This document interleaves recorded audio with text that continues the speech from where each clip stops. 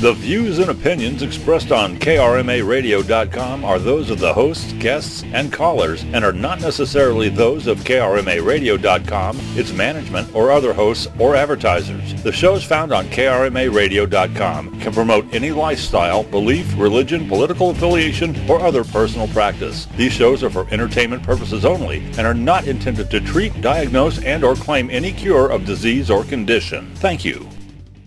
It's time for the Some Kind of Radio Show with Earl McCune and the Crazy Crew here on Karma Radio. Call now at 330-673-CHAT. That's 330-673-2428. Now, let's give a rockin' welcome to Earl McCune and the Crazy Crew.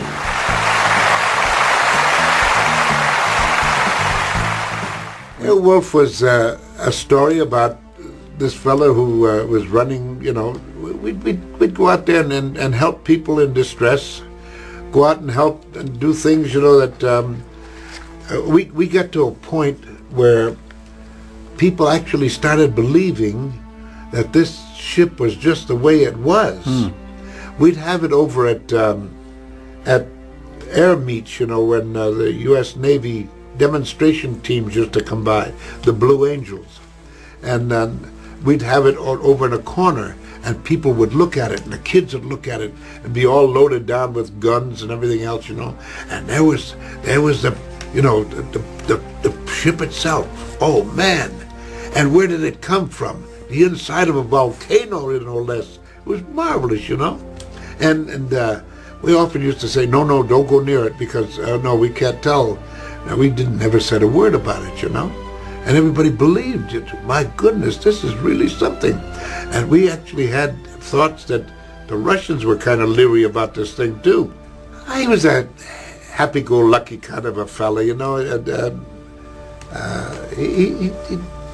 he wanted to keep everything in line, everybody that came along, said, what do you think about it? Well, yeah, let's go, and he'd always go in cooperation with his buddy, Jan Michael Vincent, and off we'd go. We'd do another tear off into something and go up and do something else, and he was always a stalwart behind the pilot who was working all the gadgets and all the computers and everything else, and that was his job. Don Belisario picked the right fella. I mean, Jan Michael Vincent was a man who could look at a script like this and say, okay, let's shoot it.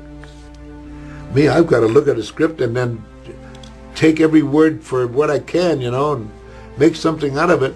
He could just, bam, that's it. He had a photographic mind, just like Brad Crawford had at one time. He just took a look at it, and we're ready to shoot. I often, how can the people do it? This is amazing, to have a photographic memory and shoot, I've seen it. There was a fellow by the name of Tom Jones, a wonderful pilot, and he took us up for orientation to see how we wanted to get along and how we got along in a helicopter. And he took us up and we'd go around and do this and do that, and we asked questions, and he put our hands on the control and everything else. And I had my hands on the control one day, and he said, okay, take over. And he pulled his hands away. And said, what? And suddenly we're all over the air, And he said, no, you've had it. You've been handling it for 5 minutes. I said, what? And I suddenly learned a great lesson. If your knees are your stalwart things, and you hold on to your knees and put these things over by your knees, and you're steady right down. And it's all your feet are working, your hands are working, and it's one of those kind of, you've got to be on the ball. Besides listening to what the radio and everything else, you got to be on the ball to be a helicopter pilot. And this fellow one time, Jones, was out there doing loop-de-loop, crazy things over the Pacific Ocean while we were shooting down by the water. And I said, are you doing what I think you're doing? He said, yeah. My God, with a helicopter. It's amazing.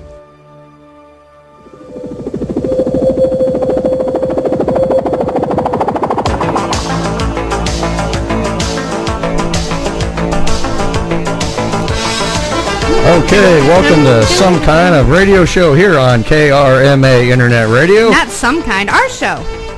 Shut up. No, not shut up. You tell me shut up every week, so I'm just going to tell you shut up. No, I'm just kidding. Excuse me? Hey, you said, I quote. She said when shut you, up. When you sit at this side of the table, Yeah. you're in charge. That's right. Guess who's in charge I'm tonight? in charge now, No, he's damn not. it. I wear the pants in the family, not him. I'm not wearing any pants right now, so Yeah. just want to let everybody know that. Oh, no wonder you got dead wood. Oh, my goodness gracious. Well, I'd have dead wood after looking at you for, 13 years, but... You ain't no prize yourself there, big boy. You kidding me? Oh, or Chicks shall dig I me. say Hey. peace shooter? Your hubby was a stud in his younger days. I was. Oh, Yes, he why do you was. think I married him? I know what happened. I got old. Well, everybody, welcome to some kind of radio show here on KRMA Internet Radio. I'm your host, Earl McCune. I'm along with my co-host, my lovely, talented co-host, Debbie McCune. Hi, Deb. Hi, honey. You don't look good. Excuse me? Oh, wait, you got something on your nose. Oh, that is your nose. I'm sorry. I'm just messing with you. Quit being a douche. Also sitting with us is Bob Fritz. Hey, Bob. Hey. And on the phone, Mr. John Sinsel. Hey, John. Yes, hello, Earl. Hi, John. How are you Hi, tonight? Johnny. Doing good. How's everybody doing up there in Ohio? Well, I'm doing good. You look great from here. I just want to let you know that. Yeah, I know. You can't see me. That's good. This is why it's radio. And sitting with us Yeah. tonight, giving us a test shot here tonight, our good friend Beth Seeley. Hi, Beth. Hi, Earl. How you doing? I'm Peachy Keen Jelly Bean. Oh boy, it's gonna be one of them nights. I can feel it now. Okay. Oh boy. Oh, boy. Well, everybody, welcome to the show. We're gonna have a salute to Airwolf tonight. I mean, one of my favorite shows from. Started in 1984. One of the two favorite shows of mine of all time was Airwolf and Knight Rider, and Airwolf was probably my real main favorite show because, I loved Airwolf because I always wanted to have that helicopter in like my backyard, and I wanted to go fly it and go blow stuff up all the time, and that'd be cool. I always knew you liked to blow. Ooh, you're funny. Oh, she's funny, girl. Ooh. Anyway, tonight's our salute to Airwolf. Show ran for 4 seasons, but really the first 3 only count because that 4th season, it was recast, it was What redone. 4th season? The 4th season don't count. In my mind, 4th season didn't count because they recast the show. It was all reused flight footage.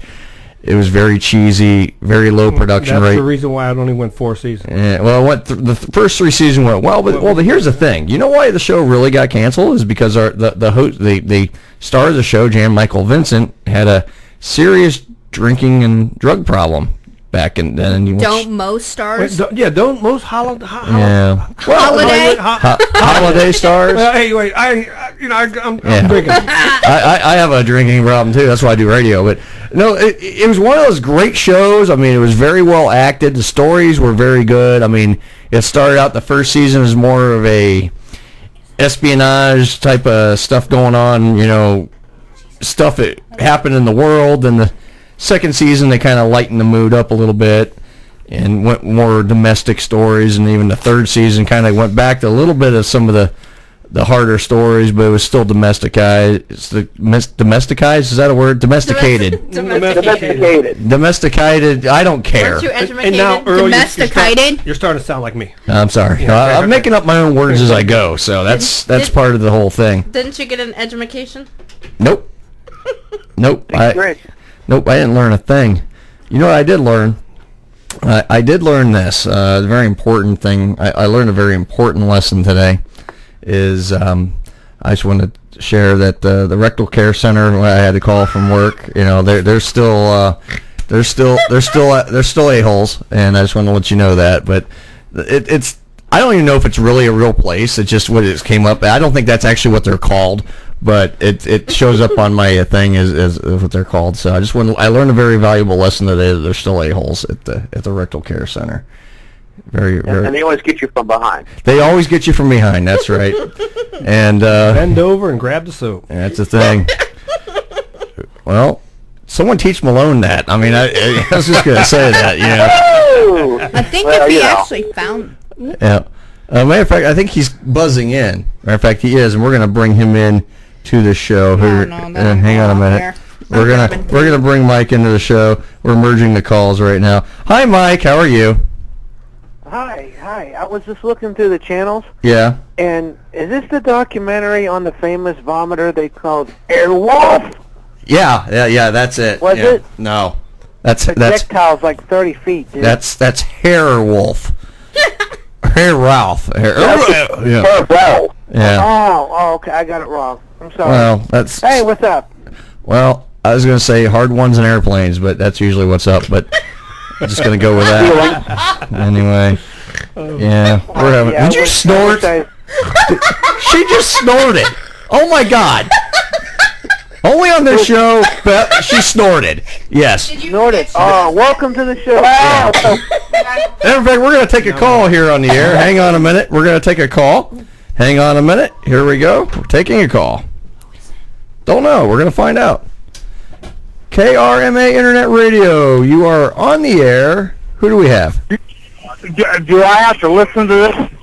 Well, you don't have to, but if you want to, you can. Well, this don't sound like Earl to me. Well, this is my best Earl impression, so I just want to let you know that. You do a good Earl impression? Do I do a good Earl impression? No. Yeah. No, I do a very bad one, so I'm just going to do my best bad Earl Then impression I who can. the hell am I married to? Oh, you know what? That sounds like that Hooter chick that's in the background. Really, Earl? Really? Yeah. You could have told me who it was. No, I couldn't. I didn't want to. All I gotta do is say shimmy, shimmy. Don't shimmy that microphone. Hi, B. Hi, Dad. Are you going to shimmy that pole tonight or not? Well, it won't be mine because I'll be too tired, And plus, That's a well-kept Yeah. secret that stays behind the Well, doors. she's got her work cut off for her because I'm on my way to Louisville, bud. oh yeah. What do you do? What do you do? Going down there for a 2-day concert. I was just gonna say, what are you doing going down to Louisville? There's got to be something good going on. Well, you know Well, what? Maggie told me to get the hell out of town. They had She told you to get the hell out of town, so you're just gonna go, right? Did he Okay. just say he's going down I'm on making the Louisville? mad dash to make them happy. Yeah. So Deb just asked if you were going down in Louisville. I mean, No, he just said he's going down on Louisville. Well, going down in Louisville. oh my God, did Deb just get a smile on her face? She's got one. Minute she heard, I'm waiting for her. minute she heard I was going down, she smiled, didn't she? I'm waiting for her to piss her pants again. I mean, that's. She's getting ready. Look at that. Her face is turning red. Look. Hey, did Maggie Hauser tell her that I brought a extra roll of toilet paper in a baggie in the rain? In a baggie. So I don't know where them two hit it at, but No. if worst comes to shove, they got it hid somewhere. But they may have it under lock and key though, Yeah, just for them. but here's the thing. I didn't want to tell Deb the real secret that it's used toilet paper. It's recycled. Recycle, yeah. Oh my Recycled God. again. See, you use the one side, then you flip it over, and then we reuse it here. I mean, that's the whole idea. I mean, I do my part. yeah. When are we going to get you in the studio here, B? Well, to be honest with you, I was planning on coming up there this evening, Uh-huh. and at the last minute yesterday morning, Okay. there's a 2-day concert venue in Louisville, Kentucky. Nice. For $100, Mhm. and there's 30 bands playing and 4 stages. Kim's going to be there. Oh, yeah? And Yeah. That's the one she's going to do? That's Oh. the one she's taking Uh-oh. Kenzie to for Oh. her 16th birthday. Oh, really? Okay. And I don't know the name of it. It's kind of like Jamboree in the Hill kind of thing. Oh, or, okay. Cool. What's the thing that Willie Nelson did? He smoked a lot of pot. It's called Louder Than Life. Louder Than Life. Okay. Louder Than Life in Louisville, Kentucky. No kidding. Okay. That's cool. And I brought my chauffeur in on Tuesday, and she sat with Maggie. I was kind of surprised when I got there. I saw your pictures. I saw things that just scared the hell out of me when I saw the pictures on Facebook. Oh, I don't blame you. I'd have been scared too. Well, I mean, I saw things that just make you go, Well, no, that's when you looked at it and said, well, that dude's got a face for radio. Well, and here's the thing. That's actually my gig. I got a face for radio, and I don't even have a voice for a newspaper. My voice is for a leaflet. Okay, I mean, I get a voice for a leaflet. You know, one of them little pamphlets they hand out. You know, I got a voice for a pamphlet, so I'm just going to go with it. I get the perfect. Well, you know what? It sounds to me like you've got a voice for a guy that hadn't dropped his balls on a bowling alley in a while. That or you got to drop your balls. Well, I tell you what, I did very well. Did I say that? I'm sorry. I did very. Oh, I love you, brother. Oh, I love you too, Brian. Oh, yeah. But you know, I bowled very well Monday night. I averaged for the night. We bowled 4 games in our league. 232. I averaged 232 for the evening. So I did very well. Well, 2 beers, 3 frames, 2 beers. Well, it was kind of like I averaged about a beer and a half a game during the night, and they were tall beers. And let's just put it this way: I didn't feel much pain afterwards, but you know, I did well. That's all that matters. Well, you forgot to wear your glasses. Nah, I had my beer goggles on. I got those. I just wonder where the 232 came from. Well, if you did that well, dude, you ought to be on the PBA. I was at one point. That's the whole point. Did you really? Oh yeah. I used to have. Well, my I knew you were a bowler advocate. I didn't know you were a bowler. Oh yeah, I had my card Up until for last year. From 2000. Well, you play with the balls really well then. I do. So here's the thing. It's all on how you fondle them. Why do you think? They're better than Debbie, huh? Well, you know, it is better than sex most days. You know? Yeah. Brian? You shouldn't say that in front of your wife. Brian. She's gonna smack the crap out of me here in just a few minutes. Hey, Brian. Debbie. Yes. You better watch it next time I see you. Are you going to shimmy? You know what? Alistair sees that I call in, and he immediately puts on the disclaimer. I play it every half hour. And I think what they ought to do is when you hit the disclaimer button, you ought to put Brian Rooker disclaimer, and then play the rest. You need your own personalized one. Disclaimer. Yeah, well, you need your own personalized disclaimer. That would help.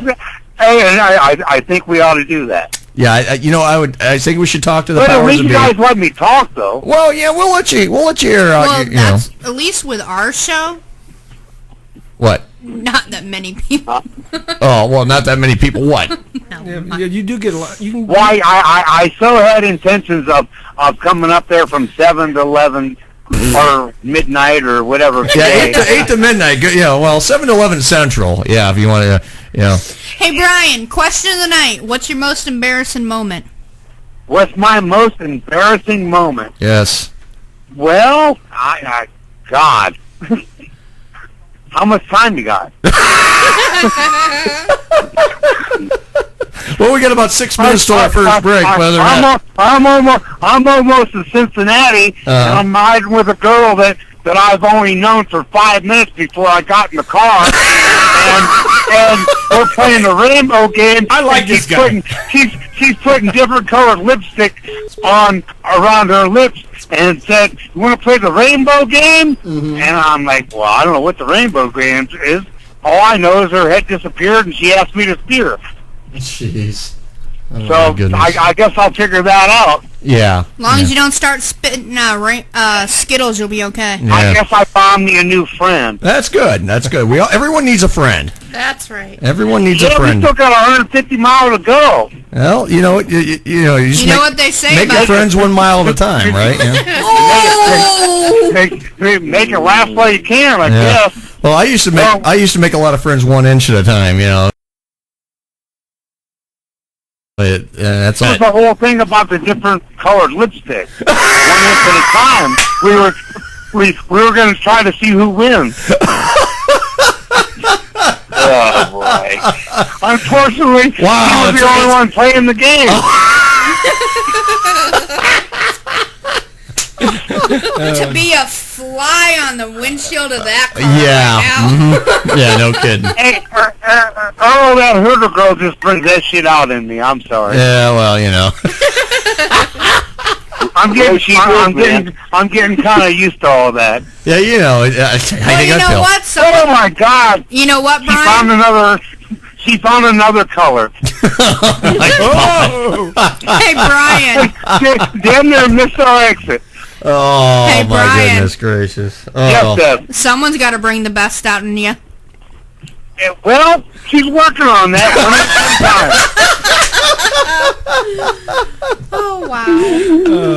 Oh, my God. All right, Brian. Well, thanks for calling in, brother. You guys, we're stuck in a traffic jam trying to get across the bridge down here at Bengal Stadium. That's what they call it nowadays. That's what they call it now? Okay. Well, we'll try to keep you entertained while you're testing all those lipsticks out, okay? Well, I was planning on coming up to see you, but I'm sorry. That's okay. Every week. You know? Maybe next week. Yeah. You know what? I think I know where to find you. Yeah, okay. Let me know if I need to bring another roll of toilet paper. Yeah, we always need that. Oh, and we found our ears of corn. Yeah. Well, hey, I left like 3 or 4 dozen, so you must have robbed it before you all got there. Well, there's a dozen left. There's about a dozen left, but we'll grab a couple. All right, well, it's a couple days old, but it's still going to be good, I'm sure. Yep. All right, Brian, we're going to go on and move on, so we'll talk to you a little later. You guys have a good weekend. All right, you too, brother. You too, B. We'll talk to you soon. Bye. Oh, my goodness gracious. Wow. All right, if anyone that wants to join in on our conversation tonight, you can call us live at Karma Radio 330-673-2428. That's right. And, the great thing about, this radio station, this show, I mean, we're interactive. We're just having a good time. That's all that matters. We're having a good time. We're trying to keep everyone out there, the masses entertained, and our asses entertained as well. That's the thing is we can entertain ourselves. That's half the battle. So I'll drink to that. Yeah, and Bob's entertaining himself right now. But I'm sure Mike's entertaining himself. Mike, you entertaining yourself right now? I was. Oh, you're done already? No, my hands don't sleep. Hey, Brian. He's mad because he got his bed partner tonight. Oh. What? No, he's going to be sleeping with one of our dogs, I'm sure. Hey, Brian said he's on his way to Louisville? He's on his way to Louisville. Well, Louisville's a great city. Oh, yeah. A great city. Yeah. A lot of fast women and beautiful horses. Yeah. Oh. So, I thought they were one in the I love Louisville. Yeah. We go to Louisville every year. Yeah. Down there. Oh, yeah. Beautiful city. Oh, yeah. I love it down there. In Churchill Downs. Oh, yeah. Been there, too. Oh, my goodness Been there, gracious. too. Oh, my goodness I've gracious. been to Louisville, Ohio. Louisville, Ohio? Yeah, it's not the same thing, but good try. All right, we're going to go ahead and take a break here. All right, you're listening to some kind of radio show here on KRMA Internet Radio. We're going to be here till midnight. Call us 330-673-2428. We'll be right back after these messages. Oh my God, Sandy, turn that crap off. Mr. Cartier told me I had to listen to the Ultra Realm radio show every Saturday night from 8 p.m. to midnight on Karma Internet Radio. These guys are like greased lightning. They talk about everything. Comics, toys, pop culture, video games, ghosts. Oh my God, Sandy, they talk about the paranormal. Now give me a Royale with cheese and let me listen to the Ultra Realm radio show every Saturday night from 8 p.m. to midnight on Karma Internet Radio. Oh my God, they're like greased lightning. Hi, I'm Bob Fritz, host of Bob on Sports and More, here on KRMARadio.com. We talk sports and anything else you want to talk about. Join us on Sundays from 2 to 5 right here on KRMARadio.com. Hi, I'm Maggie Fuller. And I'm Alistair Crowley. Listen to the Handy Randy Show on Tuesdays from 8 until 11. On KRMARadio.com, you won't be sorry. Carburetors, transmissions, and more. And manly stuff. Hi, this is Shannon Steele. Wake up with me weekdays, 6 to 9 a.m. at KRMARadio.com. Taking your requests at 330-673-2428. Talk that comes around and goes around. Karma Radio. The views and opinions expressed on KRMARadio.com are those of the hosts, guests, and callers and are not necessarily those of KRMARadio.com, its management, or other hosts or advertisers. The shows found on KRMARadio.com can promote any lifestyle, belief, religion, political affiliation, or other personal practice. These shows are for entertainment purposes only and are not intended to treat, diagnose, and or claim any cure of disease or condition. Thank you. You're listening to Some Kind of Radio Show here on KRMA Internet Radio. Check us out on Facebook and Twitter at SKO Radio Show. You can also email us at skoradioshow@yahoo.com. Now back to Earl McCune and the Crazy Crew. Airwolf is an aerodynamic lifting body with a twin turbine-driven rotor system capable of propelling it to 300 knots. In other words, it's a fast twin-engine jet chopper. One can express it in those terms, except this jet chopper can disengage its rotor system and ignite these two additional turbines. 9.6 seconds after ignition, Airwolf can exceed Mach 1 from sea level to 65,000 feet. The crew consists of an in-flight systems specialist and the electronic data command center to monitor turbine temperatures, fuel and lubricant pressure, rotor synchronization, all onboard flight systems. The second crewman is a countermeasure specialist. His primary MOS is to suppress, neutralize, or destroy any weapons threatening the integrity of Airwolf. He also has a duplicate flight system control, in case the aircraft commander becomes incapacitated. And finally, the aircraft commander, who's responsible for positive flight control, target acquisition, and weapon system selection. The latter offers him 14 firepower options ranging from 30mm cannons to nuclear-tipped Shrike missiles. In other words, Senator, Airwolf is a Mach 1 plus chopper that can kick butt.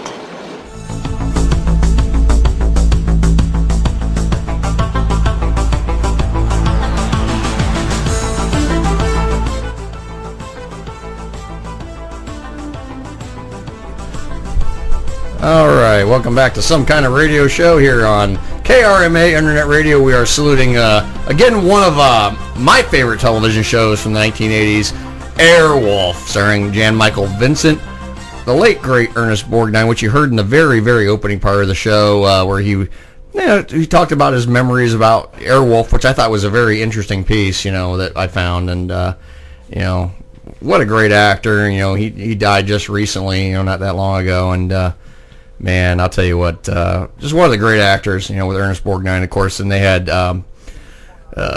Jean Bruce Scott was in it as well, and of course, Alex Cord, was in Airwolf. That was the four Roundup Airwolf. Of course, Jean Bruce Scott didn't join the cast until season 2 because the writers wanted to, let's say, sex it up a little bit. Got to have a little bit of a female. Gotta have female. Yeah. That's why we brought 2 tonight here, Yeah, we got 2 in here tonight. Yeah. I'm waiting on the 3rd and 4th to show up. You. I know. Oh, you guys are bad. Okay. Deb, we're going to have just a little bit of, just a couple quick Airwolf trivia snippets. We're going to do this after every break here as a part of our show tonight. Go ahead. Season 1, Episode 2, which was Shadow of the Hawk. Shadow of the Hawk, that's actually part 2. That's actually the first episode. It was a 2-hour movie. So Right. just letting you know that. Although it is often cited that Moffat's full name, which was Dr. Charles Henry Moffat, The creator of Airwolf. wasn't established until the second season episode Moffat's Ghost. Right. In the scene in the courtyard where Major Ben Kamal stops Hawk, believing him to be Moffat, he clearly calls Charles. In the star adaptation of this pilot, Moffat's first name is given as George. Mm-hmm. Yeah. But also, Gordon, the guy was, his name was now here's a little bit of trivia that they didn't cover. Moffat, of course, was played by David Hemmings, and the thing is with Charles, the Sinclair, he was actually he sat in the right seat, or the left seat in the right seat, yeah, I'm sorry, the left, yeah, whatever. Your other left.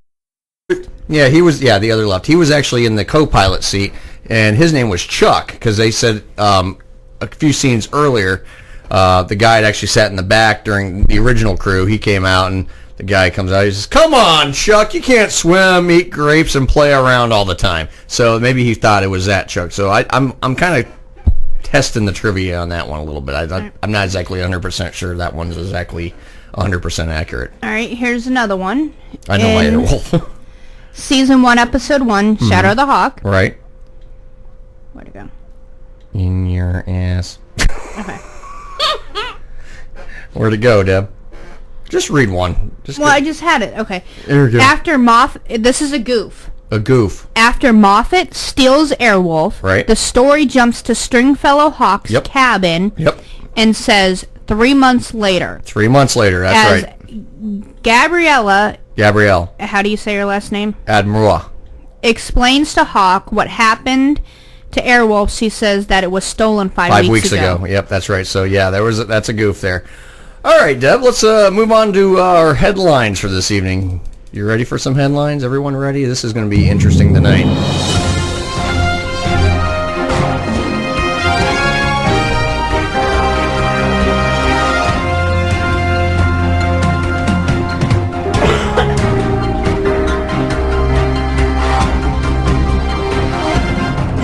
And before we go to headlines, our headlines tonight are actually brought to us by our tonight's Modern Movement Dance Studio. Go ahead and get your stuff all. See, you're slacking, Deb. See, you stretch me seats, you're slacking. No, I'm just messing with her. Yeah, Modern Movement Dance Studio actually tonight is going to be our headlines sponsor for the night. So, we're going to talk about Modern Movement Dance Studio. Deb, are you ready there? Emails. This is why I don't put her in the seat. Yeah, you got to put her in her place. I think we got to focus. Focus. Yeah, she's going to put you in her place, too. She's going to beat me up here in a minute, yeah. No, she's really going to beat the crap out. No, but seriously, we are going to do that now. And okay, you got your stuff? Yeah. You good? Okay. You remember where you're reading now? Yes. Go ahead, Deb. Take it away, honey. Okay. Modern Movement Dance Studio is offering a free trial dance classes all of the month of October. And you heard right, I said free. As Bob does the hula or whatever you want to call it. He's shaking his hips. That was the Bob press. They are located off Canton Road by Springfield Roller Rink at 1320 Main Street, Lakemore, Ohio 44250. And for those of you that get confused, like I passed it 6 times, it is the old bakery building in Lakemore. It's the old Ideal Bakery. Yeah, that's right. Exactly. Thank you, Bob. Thank you. You can come join the fun with our free dance classes. They offer a wide range of classes for all ages 3 to adult, ballet, hip-hop, tap, jazz, lyrical, superhero kids, musical theater, and much more. For information and to sign up for their free classes, call Miss Brittany Benson at 234-706-6052. Or visit their website at modernmovementdance.com. That's right. Again, you can call Modern Movement Dance Studio today at 234-706-6052 for your free dance class. Absolutely. I was just going to say real quick before we move on to the headlines here, I want to learn how to do the lambada. What do you think? I know how to do the lambada. Do you? Yeah, want me to show you? Sure, that'd be great. Beth's going to show me how to do the lambada. Thank God this is radio, not TV. This is radio, not TV, thank God. I know how to cha-cha, too. You know how to do the cha-cha? I know how to cha-cha. I know how to salsa. Uh-huh. I took 8.5 years of ballet. Tango? Oh, yeah. Can you use the tango? Yeah. So, yeah, really, great place, Modern Movement Dance Studio, and Brittany does one heck of a job. So, seriously, check out her website there, Modern Movement Dance. Is that modernmovementdance.com? Did I get that right? Yes, Modern Movement Dance Studio.com. Stop moving. Okay, I just want to make sure. I never learned to talk. I'm learning on the fly. And on to our first headline of the night. Whatever. First headline of the nudes. Blah, blah, blah. Come on, Deb. Shut up, Johnny. Okay. All right. Finally, a ruling has been announced on the fatal car crash involving Jenner. Whether you want to call her Caitlyn, Bruce, or whatever. Bruce transgender, that's all. Whatever, it's Jenner. It looks like Bruce Jenner is not going to have to face justice for the deadly car crash that she is responsible for. She. Yeah. Authorities have now officially declined to prosecute him or her for the incident. Go ahead, keep reading. Prosecutors have said that they didn't feel they could definitively prove that there was any negligence on his part, saying that based on the facts they have found, they can't prove beyond a reasonable doubt that suspects' conduct was unreasonable. They believed from the start that a thorough and objective investigation would clear Caitlyn of any criminal wrongdoing. Jenner's attorney said in a statement that they were heartened and that the district attorney was agreed that even a misdemeanor charge would be inappropriate. A traffic accident, however devastating and heartbreaking as it was that a life was lost, was not necessarily a criminal matter. You know what? If that was me and you, we'd be in prison. Exactly. Oh, exactly. I hate that's to say what it money that way. buys you. Right. Money talks. That's for damn sure. My thing is with it, okay? And I'm going to call it it because I don't, where would they put it? A woman's prison or a male's prison? I think they'd probably have to put them in basically solitary. Well, in Ohio, a transvestite, as long as they still got that part down there, that's where they go. They're going to a male's prison. Right. And whether you got gazoongas or not. You know what? What is going to pay? He's a male. He was born a male. Because that was brought up the other day. They was talking about that the other day on one of the talk shows I was listening to. Because they was talking about this before this ruling came out. It would go to a male prison. Now you know what kind of torture that poor guy would be in. That's why I said he'd have to probably be and under. I really believe the prosecutors are already looking at this. Well, I'm sure they are. Yeah, there's. But then again, if that was me and you, we're in prison. Oh yeah, we're in prison. You figured they'd have to put him in protective custody. But and that's why they have laws like don't text and drive. Don't be on the phone while you're in the car. People, do they listen? Not all the time. No, not at all. But yes, I can understand. There's times when it may be necessary that you have to. If I won't text, I'll answer a phone call though. If you have an emergency come up or you see your kid calling, I can understand that.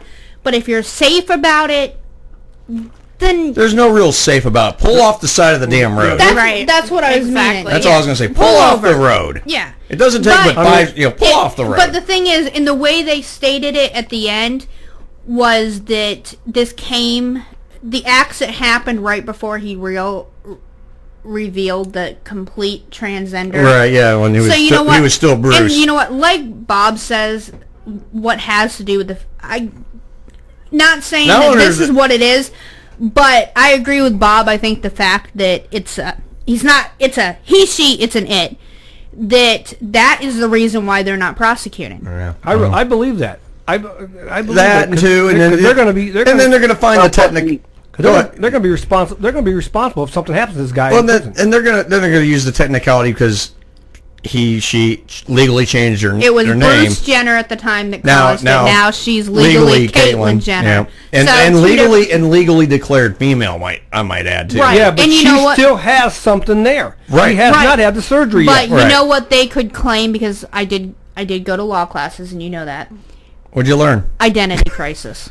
Identity crisis. Yeah. But give me a break. It's always going to be Bruce Jenner to me. Yeah. Not saying this would happen. I could go and shoot somebody. I want to hear John's point of view and also Mikey's if he's still on. Let me just finish what she was saying.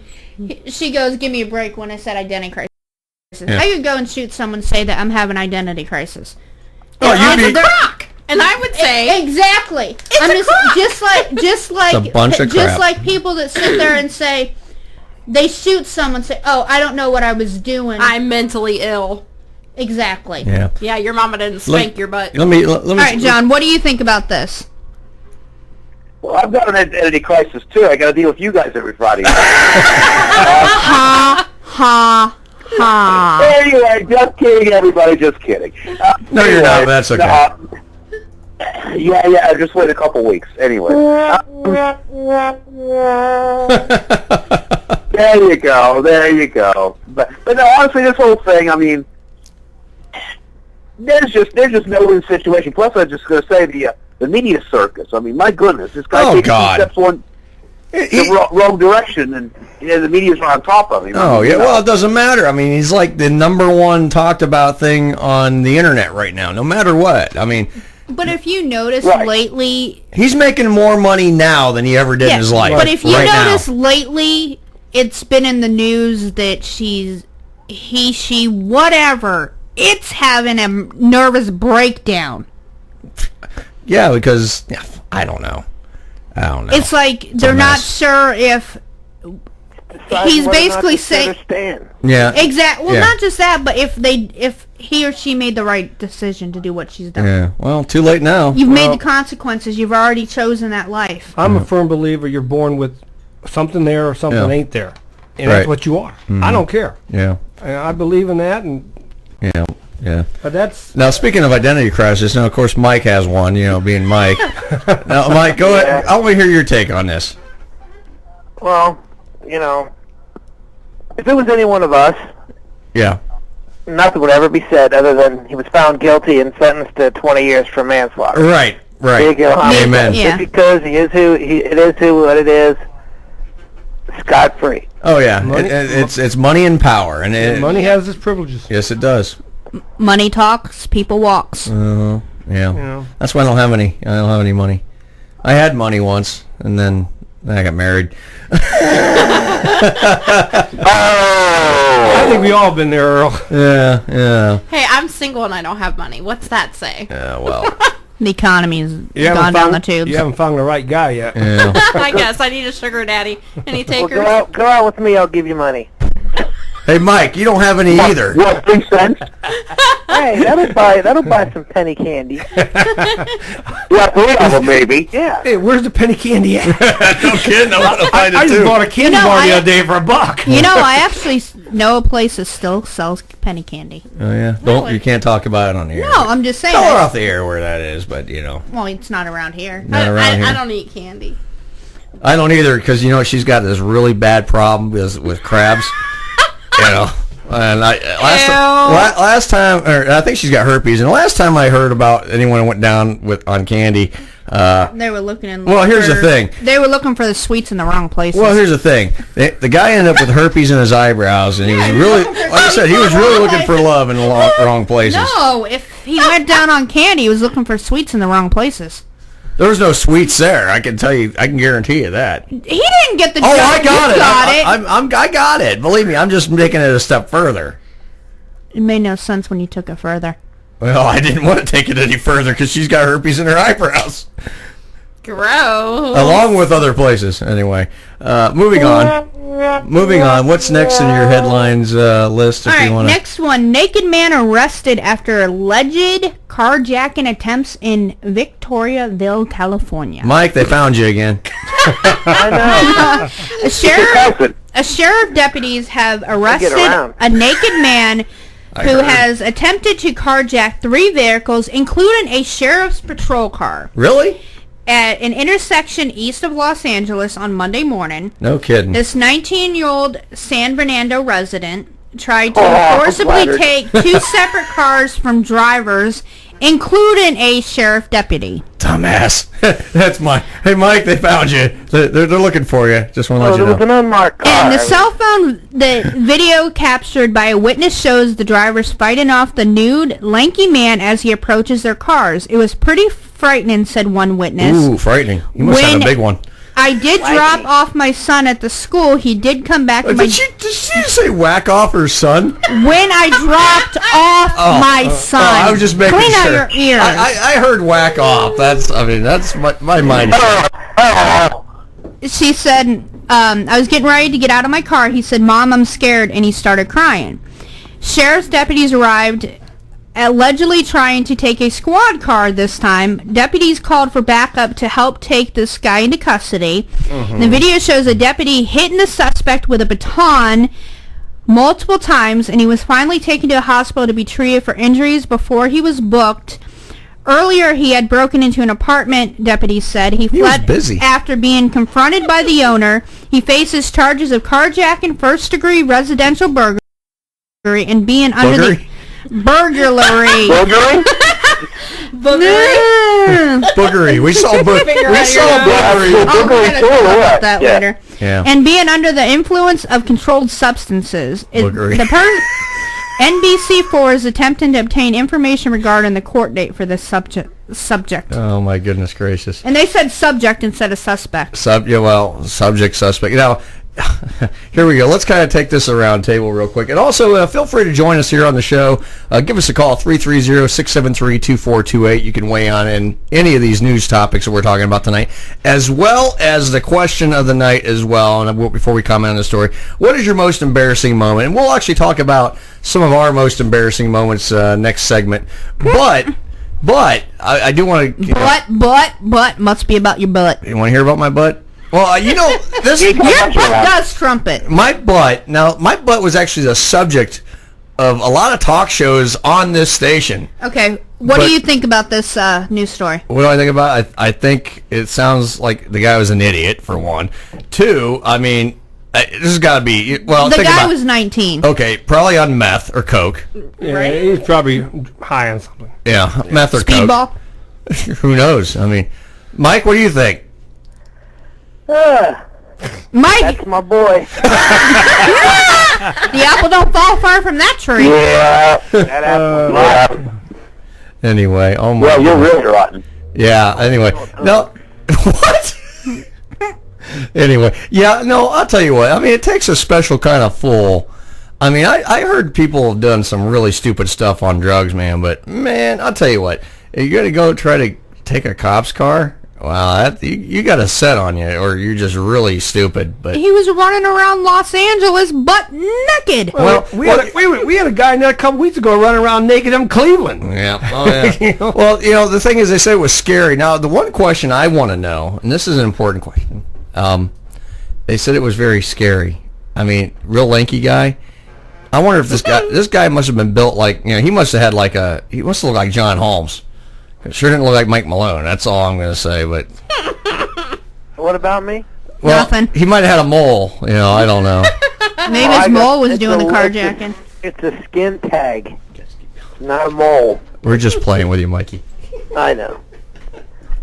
All right, Beth, what do you think about this story? I think I got to go. I think people are insane. All right, Bob. Where the world is now, I don't got no comments. Nothing surprises you anymore? Nothing surprises me anymore. John? I agree with Bob. Nothing surprises me anymore, but I tell you, there's the farther you go out, the closer you get to that left coast, I'll tell you what. The left coast? The left coast, yes, West Coast. It's a little crazy out there. Hey, John, I thought he said the left coast. John, I'll go with you with that one. I'll tell you, it all starts in California. Yep. I hate to say that, but it all starts out there. Yeah, and it just rolls. It just rolls these. Hey, New Englanders aren't that far off from Los Angeles people. Yeah, I'm just the sane one. They got they whiffed that sea air too much. Who told you that?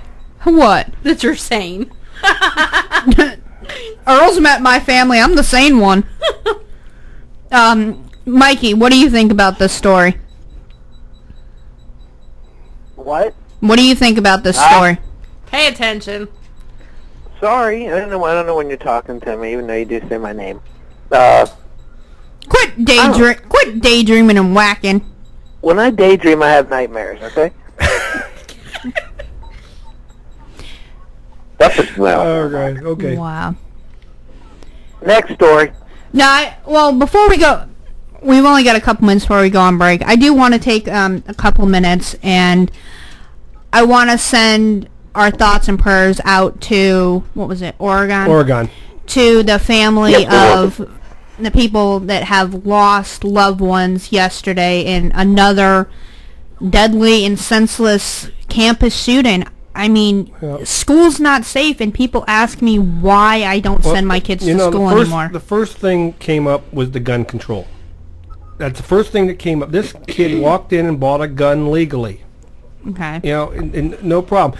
But majority of the problems we got are the people that got guns. They're not supposed to have them. Now, this kid did have one legally. But, you know, the last couple shootings, they were too young to buy guns. So they're getting these guns off the street.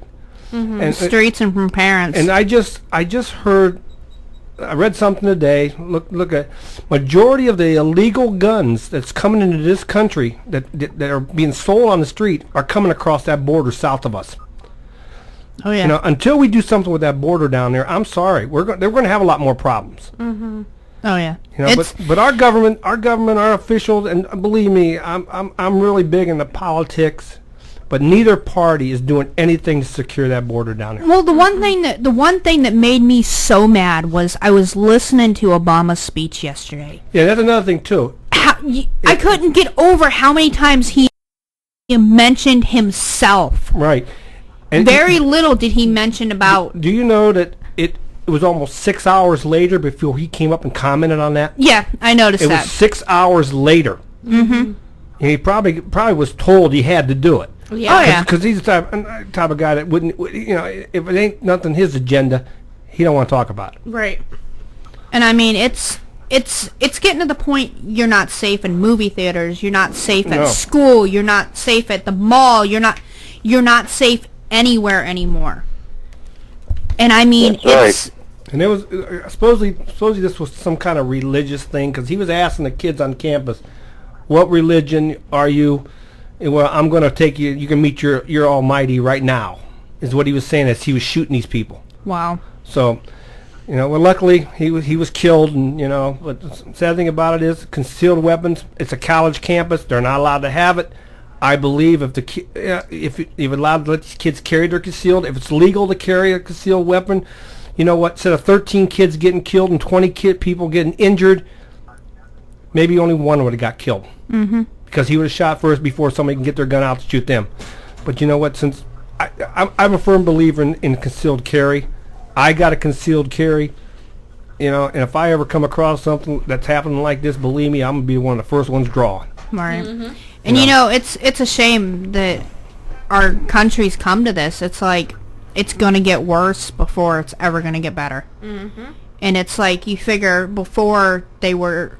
Not saying that it's a good thing, but there were farther between when you had the school shootings and stuff. Oh yeah. But now it's like every 2, 3, 4 months, or every other month or something. You're hearing about a shooting. There's always something going on now. Right. It's out of control. It happened up in Cleveland a couple weeks ago. Yeah. Yeah. A guy obeying the rules, you know, goes in the convenience store. The sign says no guns permitted on property. So he takes his gun, he's a concealed carry permit, puts it in his trunk of his car like he's supposed to, lock it up, and goes into the store. Well, while he's in the store they was getting robbed. The store was getting robbed.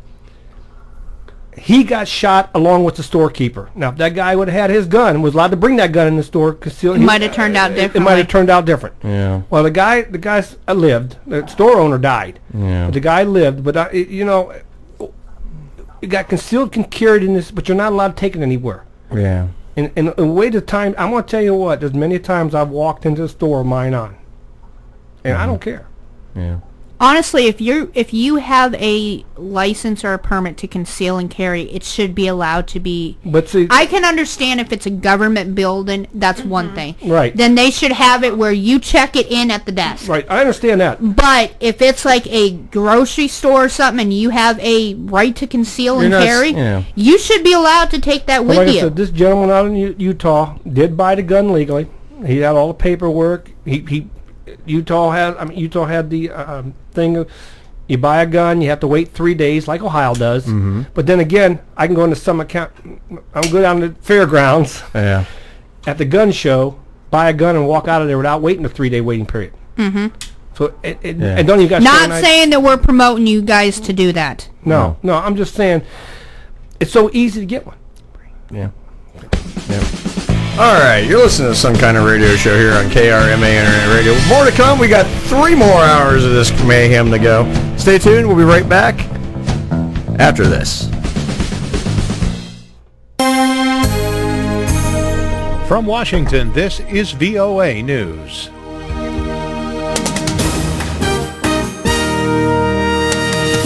I'm David Byrd reporting. President Obama says the Syrian conflict is not a proxy war between the United States and Russia. At a White House news conference Friday, Mr. Obama said the war is not, in his words, some superpower chessboard contest. At the same time, the president was critical of Russia's military engagement in Syria.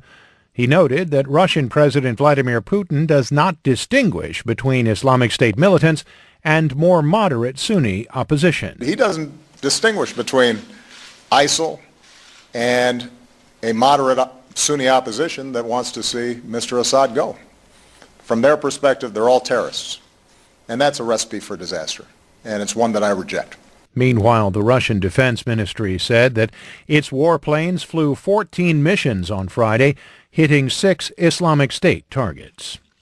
Federal investigators have recovered a total of 13 weapons possessed by a lone gunman who went on a shooting rampage at a community college in rural southern Oregon Thursday. The U.S. Bureau of Alcohol, Tobacco, Firearms, and Explosives said all the guns were purchased legally and were traced to the same firearms dealer. Oregon Governor Kate Brown said Friday that her state will recover from the tragedy. One person's deranged act may have indeed broken all of our hearts, but he cannot prevent our hearts from growing back bigger and stronger and more committed to the Oregon that we all love so very much. Police are attempting to determine why 26-year-old Chris Harper Mercer opened fire, killing 9 people and wounding 9 others before dying in a gun battle with police. This is VOA News. Israel has sent hundreds of troop reinforcements to the West Bank after Palestinian gunmen killed a Jewish couple in a drive-by shooting. Military sources say the assailants drove up alongside the Israeli vehicle and riddled it with bullets. The couple's 4 children, ranging in ages from 4 months to 9 years old, escaped unharmed. The attack comes amid simmering unrest surrounding the Al-Aqsa Mosque in Jerusalem's Old City, on a place known to Jews as the Temple Mount. The mosque and the Golden Dome of the Rock are revered by Muslims as the place where they believe the Prophet Muhammad ascended into heaven. For Jews, it is the location of the 2 biblical temples and the holiest place in creation. Authorities in Afghanistan say that at least 60 people have been killed and 466 wounded in the battle between government troops and the Taliban for control of the northern city of Kunduz. Continued clashes were reported overnight and into Friday morning in and around the beleaguered city. Afghan President Ashraf Ghani announced late Thursday that Afghan forces, after heavy fighting, had recaptured most of Kunduz 3 days after the provincial capital fell to the Taliban. However, authorities and residents in Kunduz say that some Taliban fighters are still holed up in civilian homes, fighting Afghan forces who are conducting house-to-house clearing operations.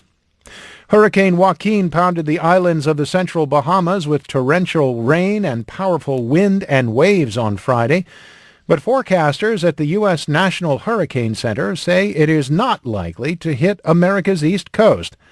An extremely dangerous Category 4 storm on a scale of 1 to 5, Joaquin is causing flooding in lightly populated parts of the Bahamas.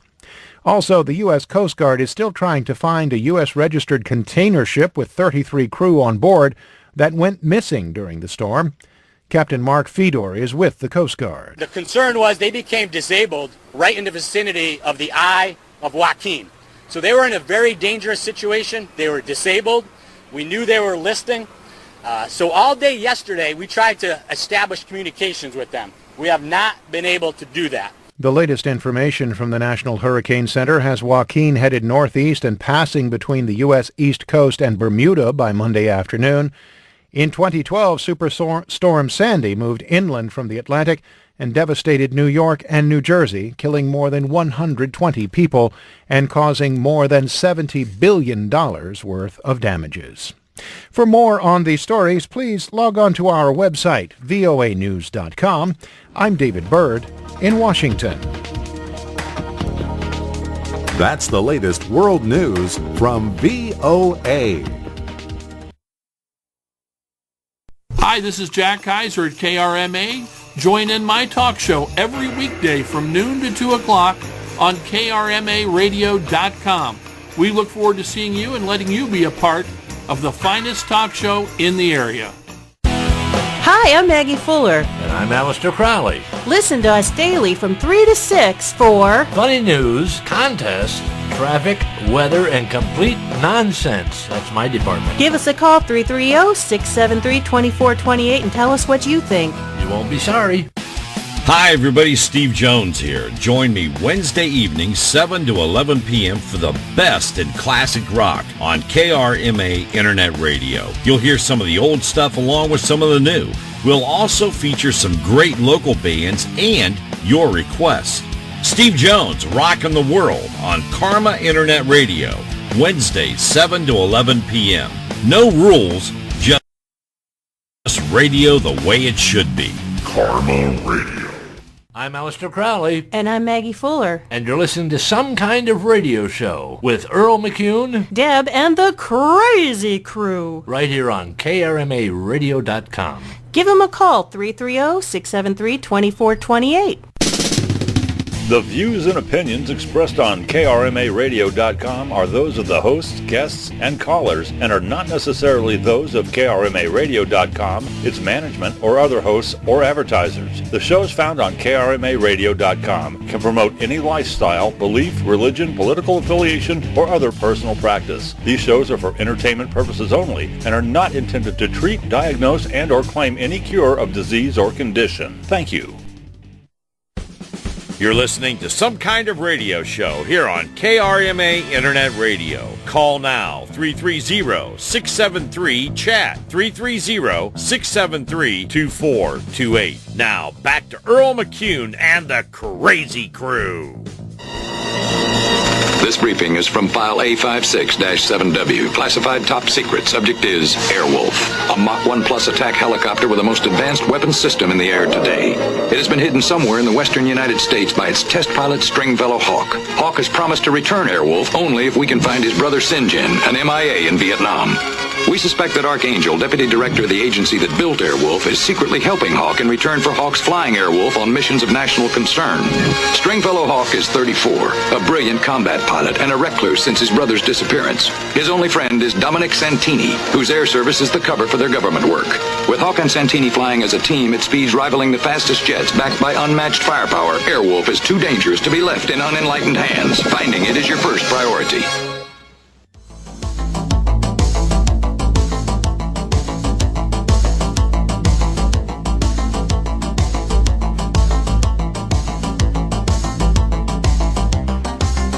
All right, welcome back to the second hour number 2 of Some Kind of Radio Show here on a Friday evening. What, you're stuffing your face, Deb?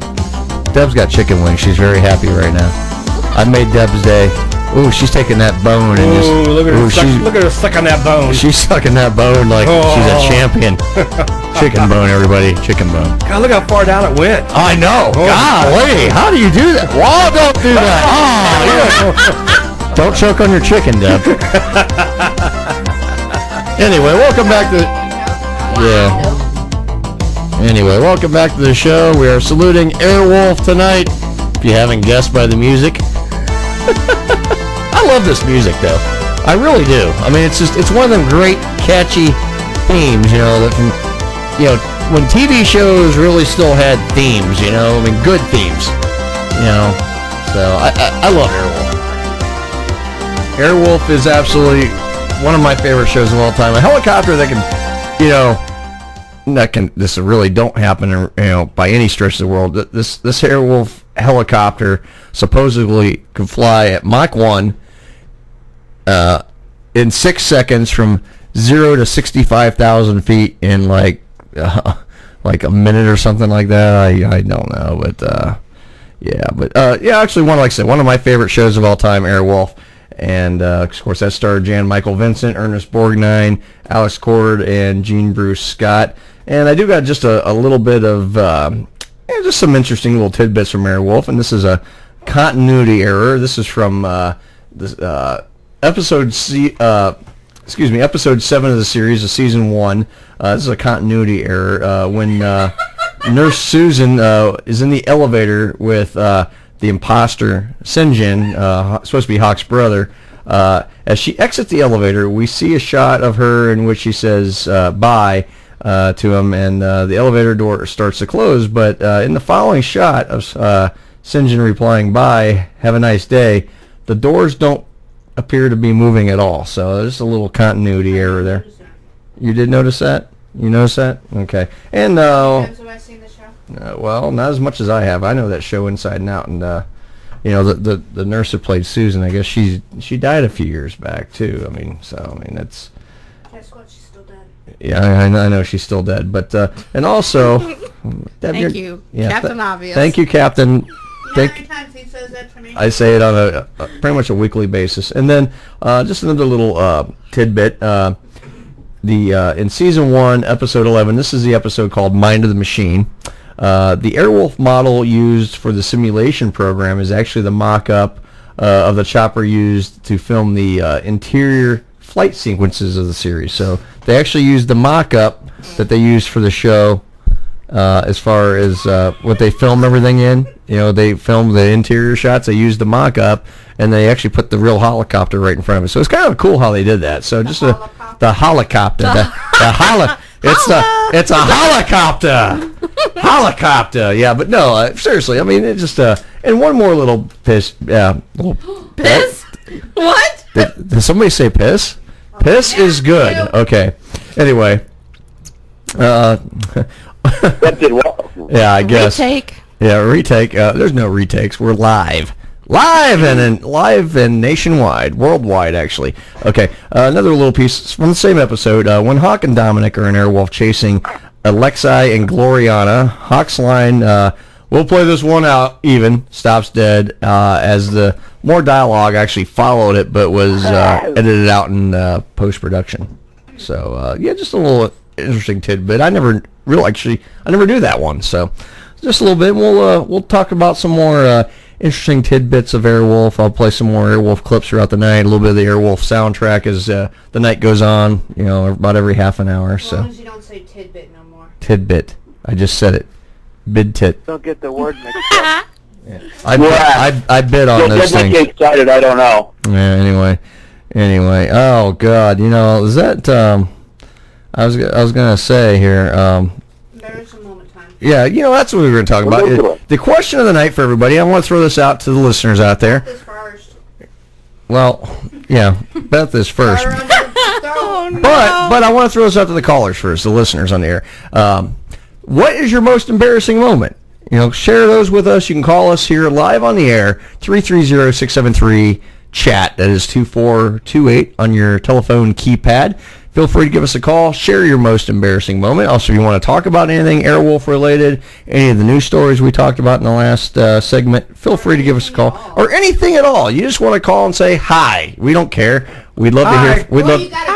We'd love to hear from you. So give us a call. And as long as John don't go hello again, I'll be all right. Anyway, join us live here. Call us 330-673-2428, and of course you can always follow us on our Facebook, facebook.com/SKO Radio Show. Also follow us on Twitter at SKO Show. SKO Show?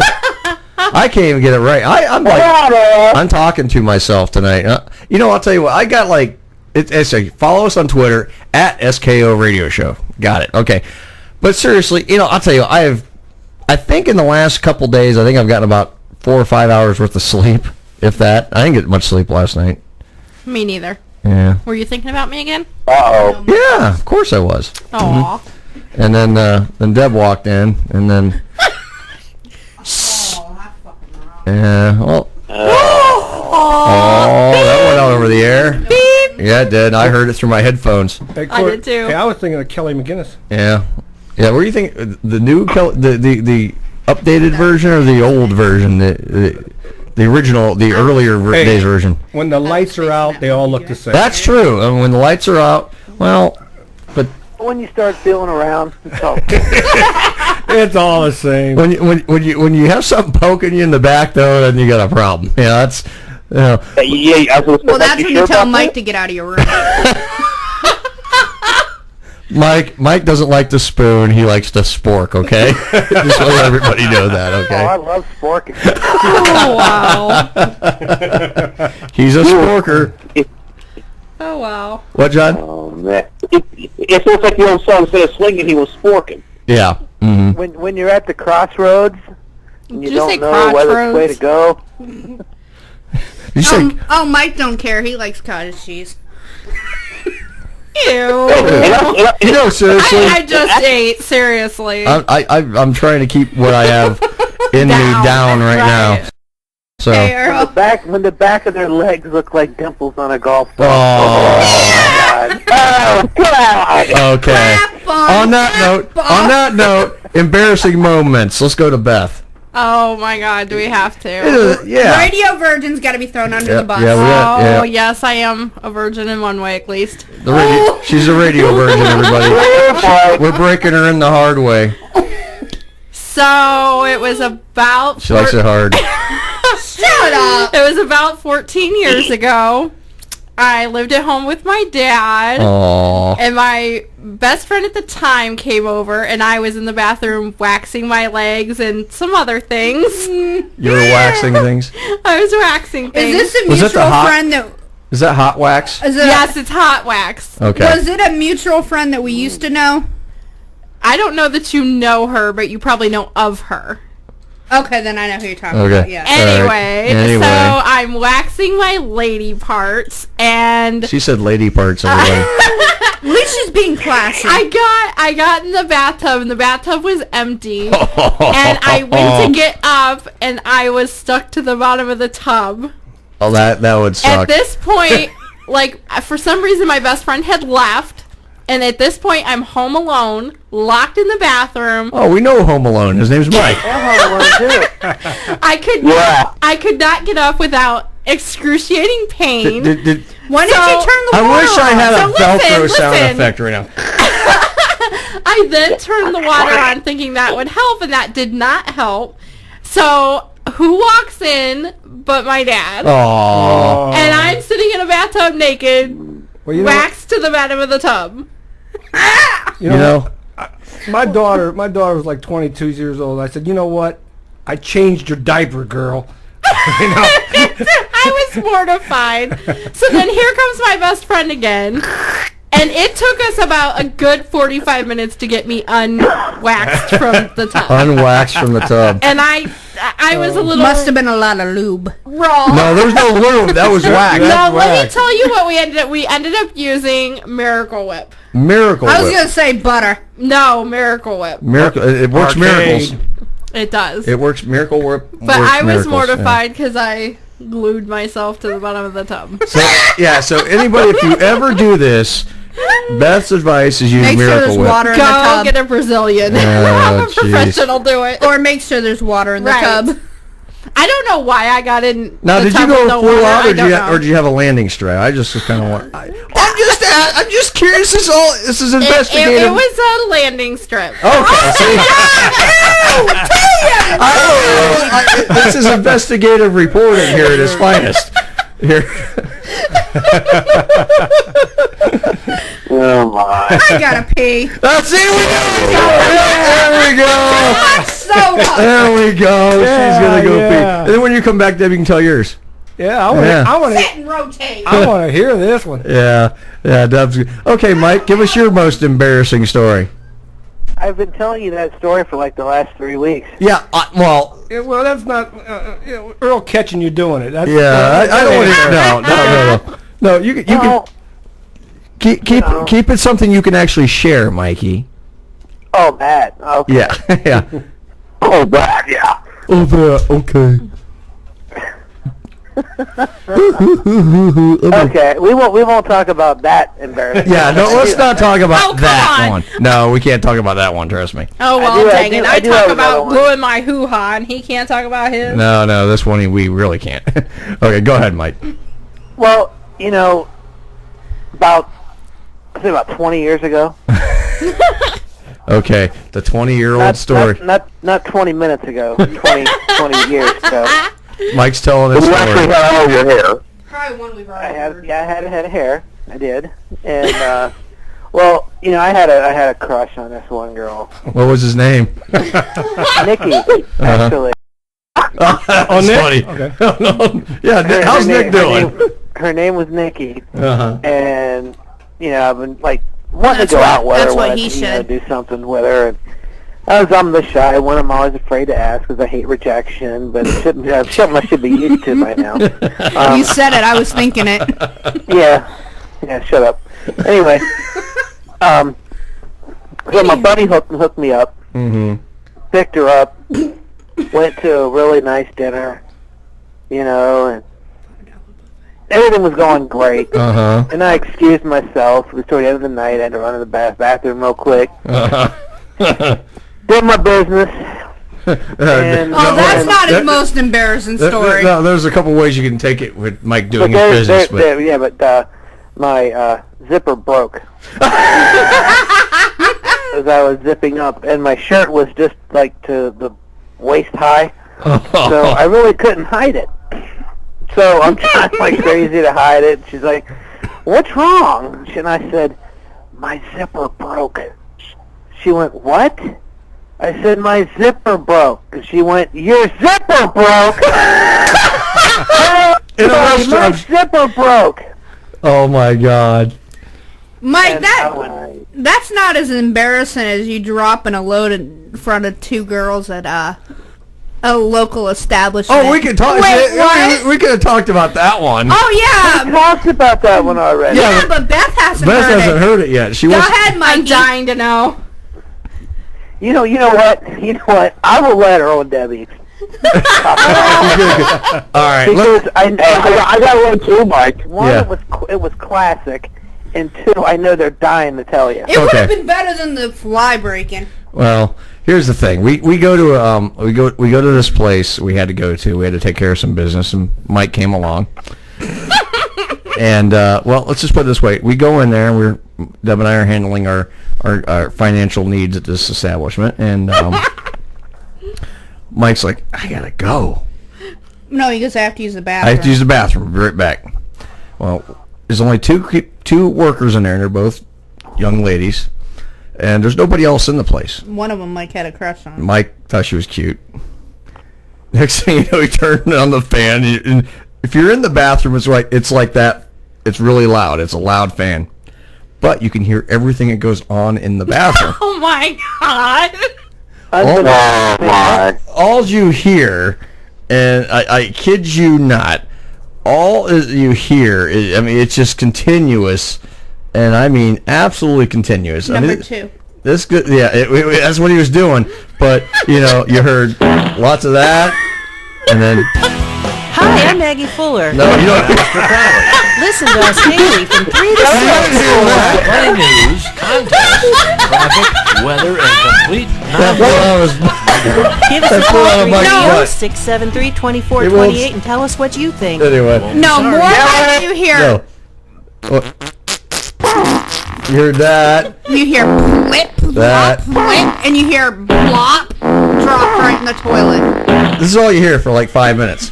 Jiminy Christmas. Yeah. And of course, we couldn't even do what we had to do because we were standing there. We couldn't keep a straight face. None of us could. The two ladies in this place are going.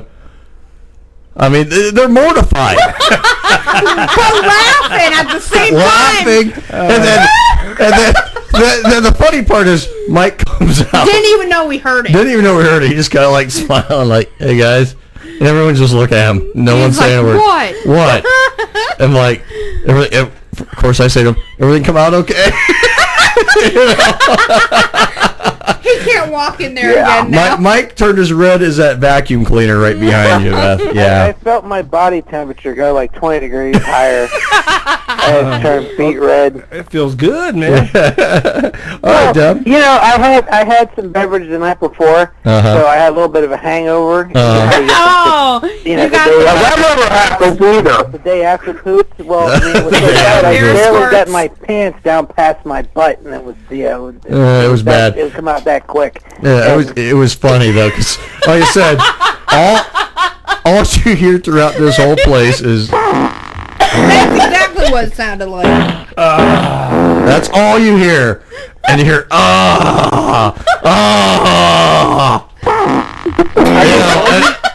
and that's what you hear.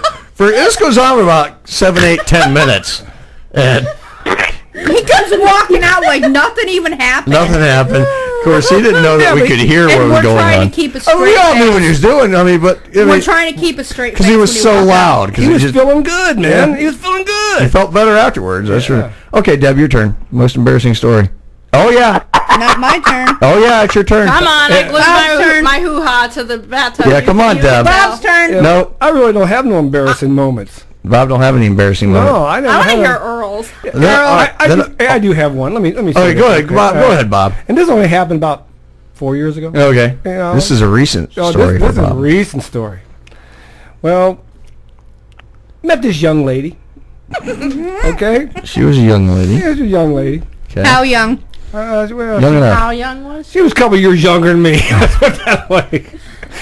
And we decided to go out to a local lodge that I'm a member of, and to watch some submarine races. There you go. You know, the old submarine races. Yeah. Submarine races. Now, these youngsters wouldn't know what submarine races are. Okay. Okay.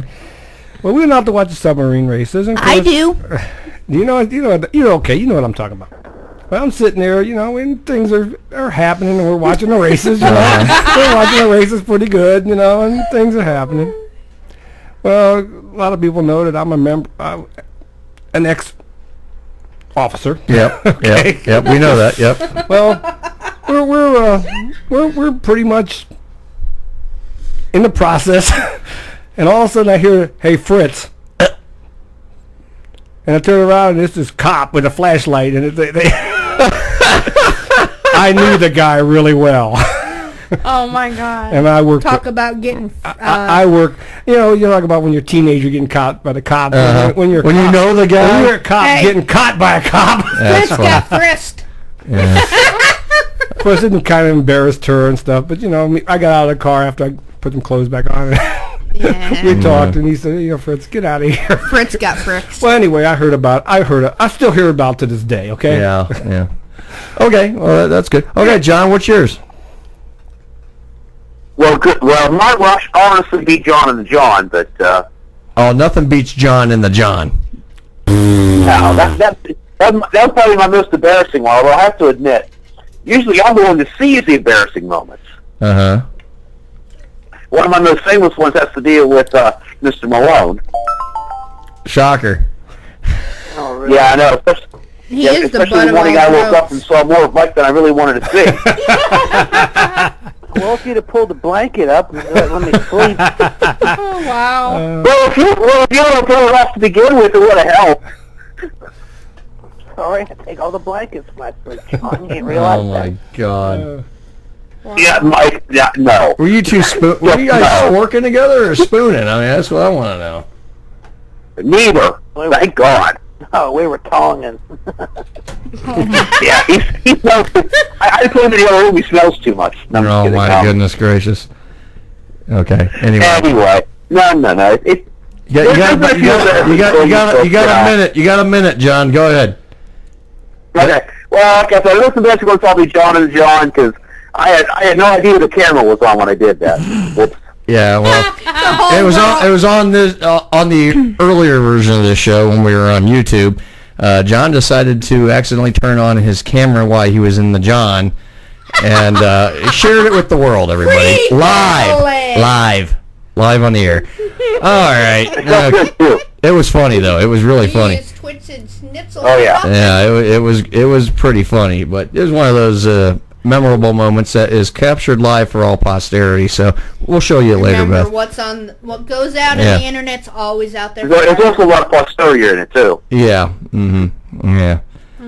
Anyway, okay, we're going to go ahead and take a break here on Some Kind of Radio Show. Call in 330-673-2428. Join us live. We got embarrassing stories, Airwolf trivia, all sorts of great stuff going on. Stay tuned. We'll be right back. Sunday. Listen to the Stefan Scheibelhofer Sports to the Max show. Right here on KRMARadio.com. Give him a call, 330-673-2428. NBA, NFL, it's all happening right here, right now. Hi, this is Jack Kaiser at KRMA, asking everybody to not forget to tune in to my friend Shannon Steele every morning, 6 to 9 weekdays, on KRMARadio.com. You'll be glad you did.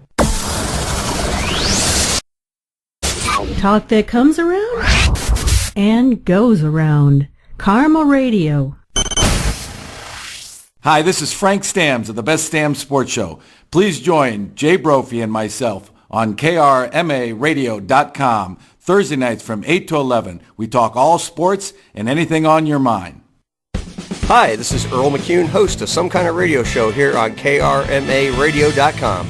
Tune in Friday nights, 8 p.m. until midnight, as we salute movies, TV shows, have a little bit of comedy. We even have a Hilljack guy that does a top 10. Tune in Friday nights, 8 p.m. till midnight, KRMARadio.com, Some Kind of Radio Show.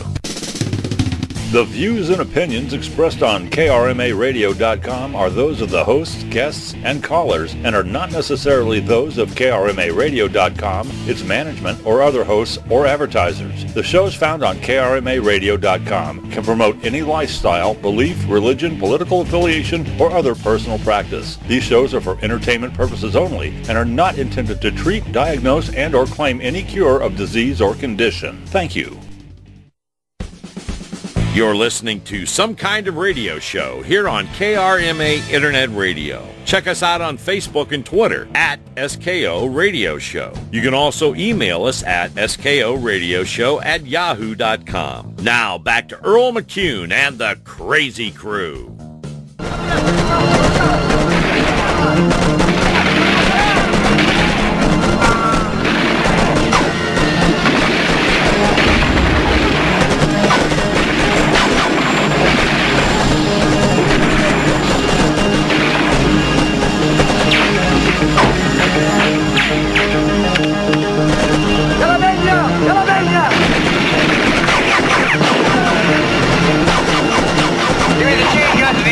Pod. Infantry weapon panels. Right rear.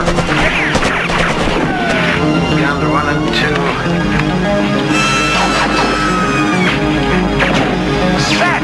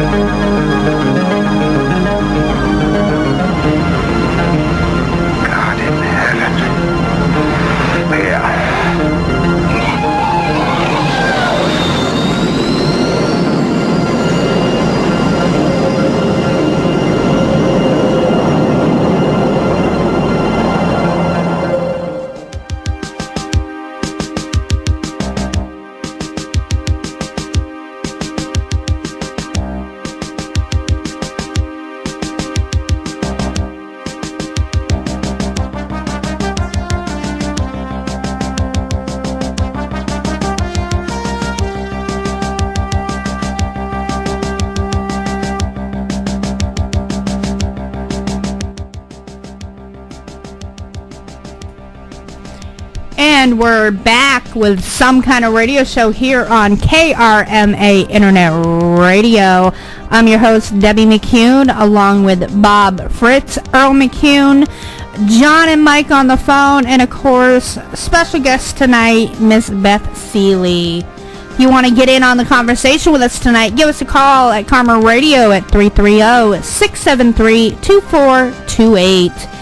We are talking Airwolf tonight, along with what's your most embarrassing moment.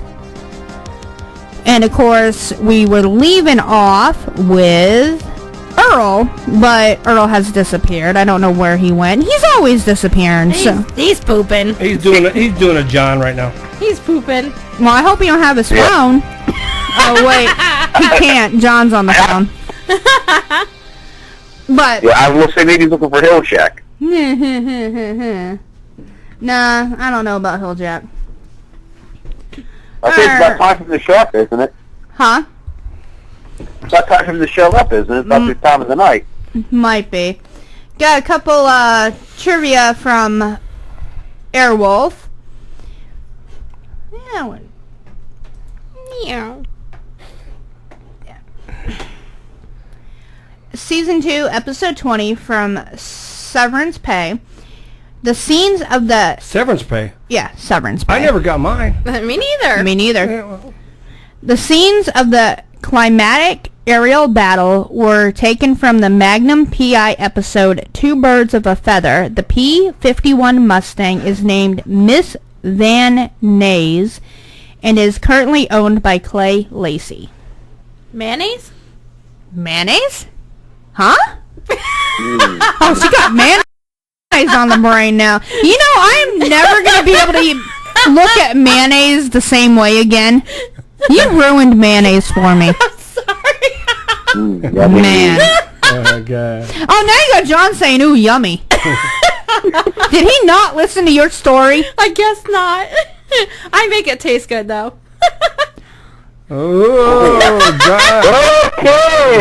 John, Wow. John, Sorry, look at you got to that look didn't forward come to. out right. Sorry. What the hell's going on out here? Oh, no. I knew I smelled something rotten. I had to come in here. And it was outside. Hey, Hilljack, what you going on, buddy? I was just outside celebrating. Well, I'll tell you guys about my story here. Just a second. Let me sit down here. I was just sitting down. I was outside talking to Earl. He smelled me coming, so he never likes to be in here when I'm in here for some reason. Well, I smelled you coming too, Earl. That's why the clothespin's on the nose. I think Earl's still taking a dump in there. I don't know, but man, oh man. Well, how's it going, everybody? Hello, how you doing? Hi. How you doing? Hands off, Hilljack. Well, no, I've been married to Frida for a long time, and That ain't stopped you in the past. I've been married 5 times, Debbie. Yeah, I mean, each one you've still been married to Frida. I know. What's wrong with that? Well, including Frida. Including Frida, I don't know. Well, no, actually, I've only been married. I've been married to Frida twice. He's a cheater. No, I'm not. Here's the thing. I moved on. I get married, move on, get married, I moved on, get married, I moved on, and then Frida came along again, and then but we got a bunch of kids. You and Earl both have things in common. Well, I'm better looking. I wouldn't say that. Well, so what were you out there celebrating? Well, here's the thing, and no, Bob, we both have something in common here. We both. Wait a minute here. What do we got in common? We're both named Bob. Oh yeah. Okay. And we can spell our name backwards. We still get Bob. We can, and I can spell Bob with 2 O's, Bobo or Boob. Bobo, yeah. Boob. But no, here's what we got. We and if you both bend over, you can still spell Bob. We both have just recently had. Both recently children have gotten married. Your daughter got married. Right. Well, my oldest boy, he just got married last Saturday, and I wanted to tell everybody about that. But I gotta tell a story about this because this is just one of them stories that just makes you go, But he got married, down at the property down south, and we had the trailer all decked out and lights and everything. And I bet you it was nice. It was, and I even cleaned the toilet outside and got that all pretty because that's where I sat and watched the festivities because. I had too much shine the night before and a lot of beers and just you get those beer poops. That night before at the bridal party. Well, that was happening during too, if you know what I mean. Yeah. Rehearsal dinner. Oh yeah. Oh yeah. Oh. I think I called you tonight. My daughter's rehearsal dinner. I think you did, and I left one bar and went to the other. I did. Well, let me tell. I gotta tell this story real quick before I do my top 10 tonight. My boy gets married, and I'm really proud of him. My oldest boy, and he gets married Saturday. Nice day. Good day. Well, I get a call from my boy on Wednesday, just a couple days ago, and he goes, "Dad, Paul, I gotta get divorced from this woman." I'm like, "Boy, what? You just got married on Saturday?" He goes, "Well, let me tell you what happened, Paul." I'm like, "Oh, this can't be good." Well, he they go out and they have their dinner and they go off to consummate the marriage. I'm like, oh, this can't be good. He's telling me about this. Well, they never did anything before. They decided to stay pure. She wanted to be pure. You know, and I have a lot of respect for a young lady like that. What about him? My boy? Yeah. No. You teach him right? I taught him right. That's good. Okay. Well, let's just put it this way. They go to consummate the marriage. And then come to find out, she takes everything off. She's got both parts. She's got man parts and woman parts. You know, those hermaphrodites. Yeah. Oh, yeah. Well, here's the thing. They were together like 2.5 years. He didn't know. Oh, she never told him either. She was saving herself. Yep, she was saving herself. So he goes, well, I don't know. I've had a few drinks in me. Well, okay. Well, he goes, as he's going at it, I guess it popped up. And then he looks at me and goes, well, either I'm with Caitlyn Jenner or something really wrong here. So, you know, this is just how my boy is. This happened on Saturday night. Come Tuesday, he tells me he's getting married again. Married a new girl. They're getting married. They're getting this thing all, you know, they're getting all, you know, he's moving on. He's enough of that. He goes, she's a great girl, but now I can't. Well, he thinks she's a girl, but he says he was fine till it popped up. And then I'm like, boy, you and I got to have some serious talking. And he's probably going to come get mad at me for telling this story on the radio. But, yeah, so my boy, he's been married and getting divorced within a week. And he's already planning on getting married to this new girl. I guess she's some stripper. I don't know. And it's just a bit. Yeah. Perfect wife. Well, you know, that's the thing. I said, well, just make sure she's got the woman parts only. You know? Yeah, always going to be entertained. Oh, he's checking her out. He checked her out just the other night. So you know, I don't know. My boy's got issues, but I just wanted to tell that story real quick. Now, do I got a top 10 list here to read? Well, you tell him congratulations from me. Yeah, for the divorce or moving on or getting married. So for both. For both. He's had a roller coaster of a week, if you know what I mean. All right. Well. Tonight, do I got to come over there now? Okay. You get to sit in the big boy chair tonight. Oh, I think Alistair said I have to have plastic in that chair whenever I sit down. Okay, good. Let me make sure you got your diaper on. I got my no. I'm free balling the night. No depends or nothing, huh?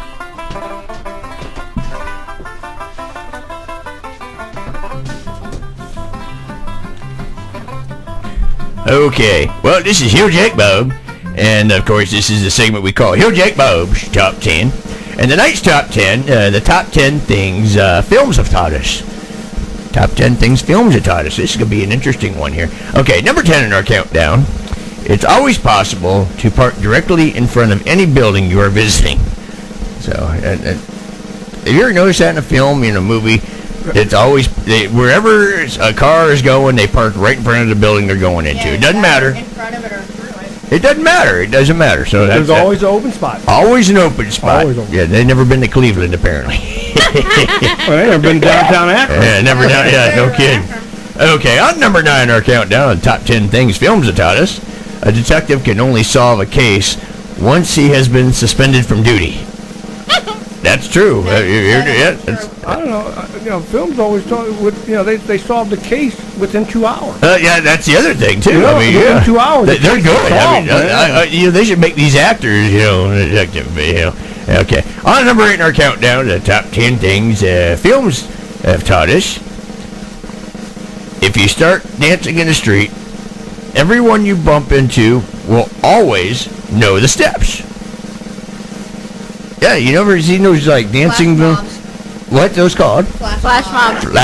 How come you girls know what the hell that is? Because we're girls. That's because why. I start them all the time. Oh my goodness gracious, flash mobs. Okay. You ever notice when you go to? I'd like to see a bunch of girls. I'd like to see a bunch of girls doing a flash mobbing. I'd love to be flashed by a bunch of girls. Holy crap! I saw boobies. Okay. It's like when you go to a wedding reception. You look out on the dance floor. It's all women. You know, that's all there is out there. We like to shake our butt. You know. We shake our money makers. That's right. If I had, money maker. The only thing with boobies, you know, if I had boobies, I'd never leave the house. But here's the other thing about boobies. Boobies should be put on the back of women. You know why? For dancing. For dancing purpose. You got to have something to hold on to. Boy dancer would mean something then. Yeah, that's right. That's right. So yeah, you gotta have. You are one twisted, dirty old man. Thank you. I try very hard to be a dirty, twisted old man. I was talking about Mr. Bob Fritz. Well, we're both Bobs. That's why. Yeah. I said Fritz. Tits. Oh, what? Alright, boobies. Okay, moving on. Bob, he's BF. Okay. All right, on to number 7, our countdown of the top 10 things films have taught us. Most laptops are powerful enough to override the communication systems of any invading alien civilization. That's, yeah. Yeah, look at Independence Day. Independence Day, yeah. But he had to think about that for 5 minutes. 5 minutes? He needed only about 5 minutes. He's like, you know what? I got this. Yeah, you got it. I can hack into this. I got this. I'm going to hack into this. Not back into it. Maybe you need a hookup. About dancing and back it in. I don't know, Jack. Mike, Beth's able and willing to I need a piece of tail every now and then, you know. But and Mike, she's coming over to the house tonight. No, I'm not. Well, you just ruined that for him. All right, on to number 6 in our countdown, the top 10 things that films have taught us. It does not matter if you are heavily outnumbered in a fight involving martial arts. Yes. Never matters. Never matters. Never matters. Never matters. Because you always kick their ass. Wax off. Whack on, whack off. The hell? I said wax, you perv. Well, I heard the story in the car about you getting waxed, so I just was, so apparently waxing is on your brain right now. All girls need to remember is sing. Yes, that's right. Okay. Suck in now, girl. Sing, suck in now, girl. There we go. Oh, I'm getting. Oh yeah. All right. All right. Hey, you're next to me. Get away. Get away. I'm not looking at you, Bob. All Time right. to clean the seats. Jack's about ready to go live with Earl. On to number 5 in our countdown here of the top 10 things films have taught us. Your enemies will always wait patiently to attack you one by one, dancing around in threatening manner until you have knocked out the other predecessors. I've seen that in like Teenage Mutant Ninja Turtles movie. You know, you see there's like 100 of them in this apartment. The original movie, you know, and then they're all like one-on-one attacking. Yeah, we're all talking about the original movie. You know, yeah. Yeah, but that's true. You ever notice they one by one? One by one. Instead of just all at once. Oh yeah, one by one. Okay. Number 4 in our countdown of the top 10 things films have taught us. After a person suffers a massive blow to the head, they will still be surprisingly in good shape and still look okay. That's amazing. That's true. Unlike Hilljack, Bob, and Earl. Yeah, well, hey, you know, I look a lot better than Earl. Earl's in bad shape. He's in the bathroom still, but yeah, we your can smell smell sent him packing. I think he got some colon blow. Okay, on to number 3 in our countdown of the top 10 things films have taught us. No one involved in a car chase, hijacking, explosion, volcanic eruption, or alien invasion will ever go into shock. Not true. What do you mean not true? It's in the list. What movie is that? If it's on that list. If it's on that list, it's true. What movie? Because everything you read on the internet is true. That's right. Everything I say on the internet. I always speak the truth. Bible. I pick up the weekly world news every week at the grocery store. Hey, Junior. You know, and Bat Boy is alive. The Bat Boy's alive. Thank God. Yes, he is. Okay. All right, number 2 in our count. I've got angel wings under my shirt. And we know that ain't true. We know that ain't true. Because I see the horn sticking up top. Yep. She's horny. Aren't we all? All right, number 2 in our countdown of the top 10 things films have taught us.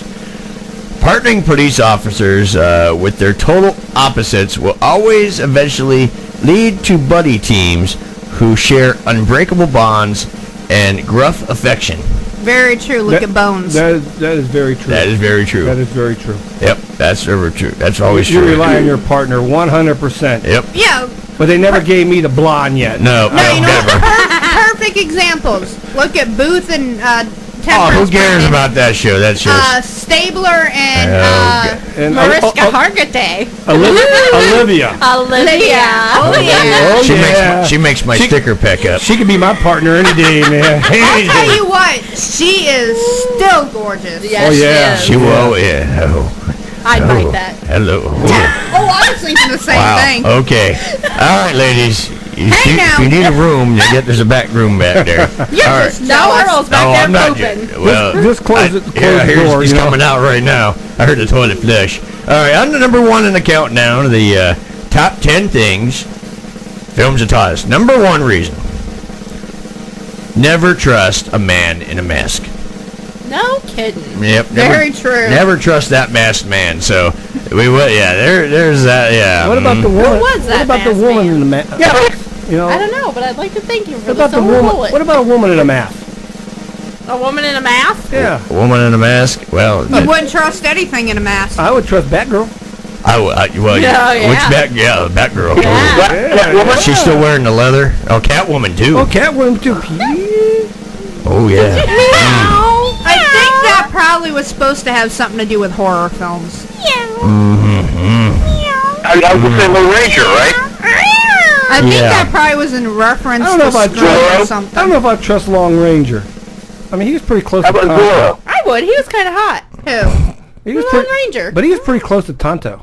Oh, they were. Me Tonto, me Pocahontas. I think they poked their own harness, if you know what I mean. But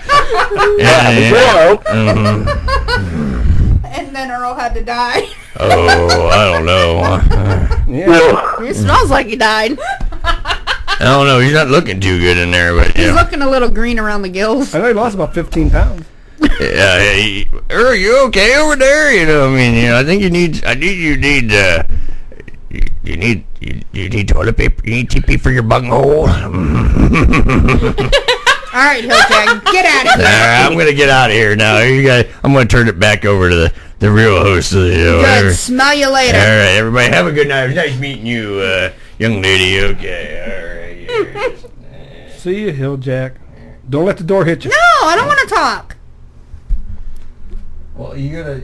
I was saying bye to Hilljack. You give him a hug and a. I don't know, what were you giving him the I don't tongue know. for? Hey, come back here, sexy fella. Why were you giving him the tongue? Hey, I lost view of your hand. I know what the. You know what? What the hell, Dub? What was up with that? Sit and rotate when your butt gets to the elbow, the ride's over. That depends. You might like a longer ride.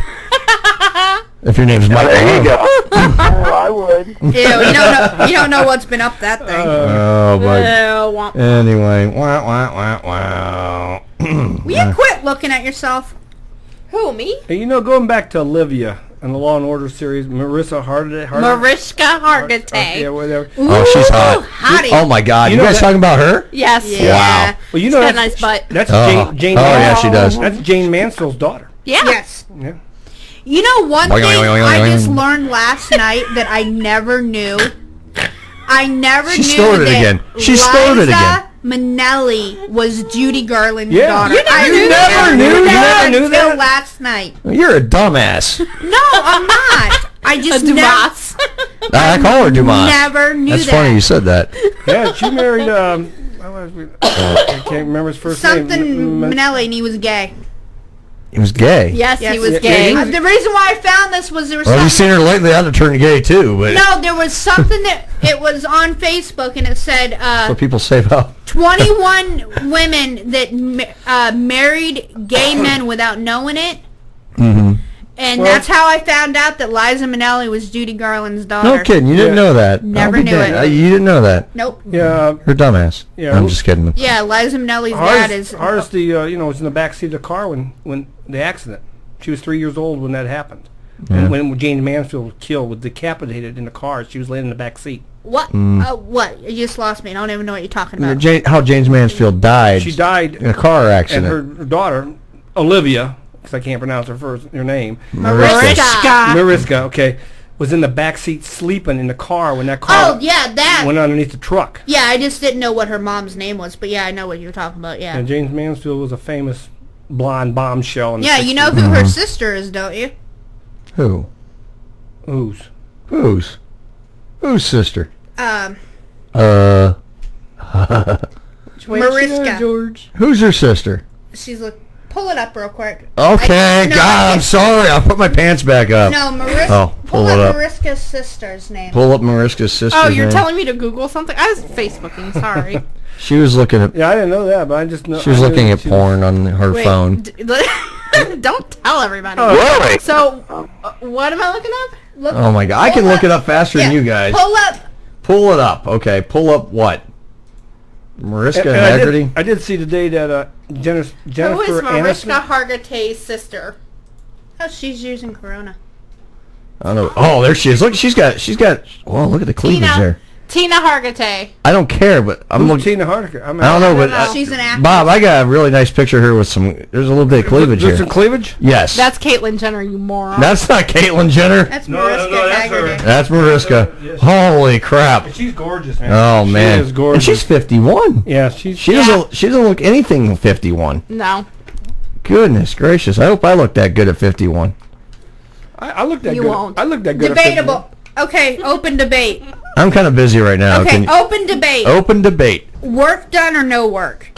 Who, Mariska Hargitay? Yes. No work. No, I would say no work. No work. No work. No work. She's good. Oh, she's gorgeous. I mean, she is a beautiful woman. I hope I look like that when I'm 51. I hope I look like that when I'm 51. Oh, I look like that when I'm 51. I hope my boobs. But not the boobies and all that. 51-year-old woman, oh? Well, I hope my boobs are still perky when I'm 51. Well, Deb's hanging. Yeah, here's the thing I learned. I hope mine is still too. When they ain't. Holy crap! We're getting. Ladies and gentlemen. Have you had your mammogram this month? Ladies and gentlemen, the ladies are giving each other mammograms here on the air. Bob and I witnessed it. Yeah. Instagram. Oh, yeah, they're checking each other. They're checking. Well, you know what? If the ladies can give themselves mammograms, we're giving ourselves prostate exams. Oh, Hell no. Hell no. Oh. Bend over, baby. I'll drive you home. Hey, we'll let the Rectal Cure Center take care of that. Oh my God. Yeah, the rectal center. The rectal center. Bunch of assholes. Oh God. It's okay. I heard it on the regular radio the other day, so it doesn't matter. I heard that Jennifer Aniston's getting divorced Again? again. Oh wow. What? They just got married. Yeah, and so is a girl from The Big Bang Theory, Kelly Krukas or whatever. Kelly Oh, no, that's Kruko. Yeah, she's been married like 6 months. Yeah. She's getting divorced. Wow. yeah, she just had a baby. Just not long ago. shows You know. love sucks. You know. Hey, I'm happily Now, married. you know what? Who said happily? No, honestly, you know what? Honestly, okay, she's gonna lie No. through her teeth, everybody. No, I'm not lying. Earl and I may bicker. We may banter. Occasionally, we may have a downright fight and argument. No. I may tell him I hate him, but you know what? We don't go to bed mad. I honestly love this guy to death. Well, my thing about these Hollywood You suck it up now. No, I'm not. these Earl, Hollywood stars, I'm not sucking if up. they would marry plain old guys like me, they wouldn't have the problem. Right. You know what? You know? Exactly. Here's something funny. And I'm going to rat out all my high school friends right here on the air. You have friends? What a I just want, You have friends? You have friends in high school? Oh. I will be Amazing. 31 in 2 weeks. oh. I have been married 12 years, together with my husband for 13. Mm-hmm. Yeah, we heard about the 13th. Does your boyfriend know? Yeah, I was just wondering, how's your boyfriend doing? Is he doing okay? You guys shut up and let me. I saw him in the desk. I saw him in your nightstand the other night, and That's like. And that's I think I had to move him because I needed to get to Tylenol, and I think the batteries are dead. All women So got just- boyfriends.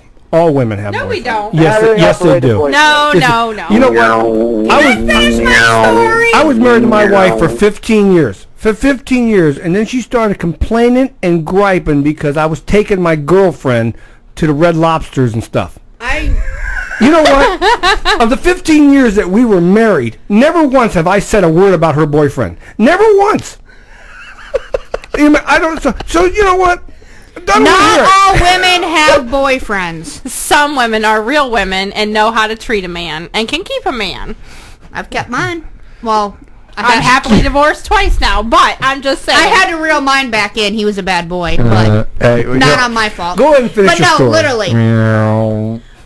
A lot of the kids I went to school with, I kid you not, have either been divorced once, divorced 2 or 3 times. She's got to pee her pants. Oh my God! That's 2 in 1 night. 2 in 1 night. That's 2 for 1. All right, we gotta go to break. No, we don't. Yeah, we do gotta go to break. Yeah, I'll finish the story when we come back. Yeah, finish the story when we come back, would you? That'd be great. You got her. All right, you're listening to Some Kind of Radio show here on KRMA Internet Radio. Stay tuned. We're gonna be right back. More crazy stories and shenanigans after the news. From Washington, this is VOA News.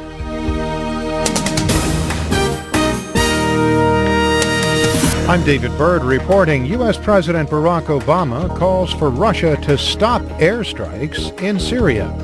At a White House news conference, Mr. Obama said that Russia's policy in Syria is a recipe for disaster. As VOA Pentagon correspondent Carla Babb reports, the president says the strikes are not part of the fight against the Islamic State, but are part of a coordinated attack on the Syrian people. President Obama was clear. It's time the strikes against moderate rebels stopped. We reject Russia's theory that everybody opposed to Assad is a terrorist. We think that is self-defeating. It will get them into a quagmire. It will be used as a further recruitment tool for foreign fighters. But the Syrian government has welcomed Russia's involvement. Coalition airstrikes hit Islamic State targets in Deir ez-Zor, Hasaka, and the Islamic State overrun city of Palmyra. Russia, on the other hand, hit targets in Idlib and Hama. Carla Babb, VOA News, the Pentagon. Officials on Friday released the names, ages, and brief biographies about the 9 dead in the shooting rampage at Umpqua Community College in Oregon on Thursday. The victims ranged in age from 18 to 67. One of the freshmen was active in the Future Farmers of America. Another was only on his 4th day of college. Also, federal agents said that the shooter had a total of 13 weapons, all of which were bought legally and from the same gun dealer. 26-year-old Chris Harper Mercer opened fire at the school Thursday, killing 9 people and wounding 9 others before dying during a gunfight with police. This is VOA News. The UN Refugee Agency reports the number of refugees and migrants who have arrived in Greece by sea this year will soon top 400,000. As Lisa Schlein reports, the UNHCR says the total number of Mediterranean sea crossings stands at well over 500,000 and is continuing to climb. The UN Refugee Agency reports an overwhelming number of refugees and migrants crossing the Mediterranean from Turkey are arriving in Greece, followed by Italy with 131,000 people arriving so far this year.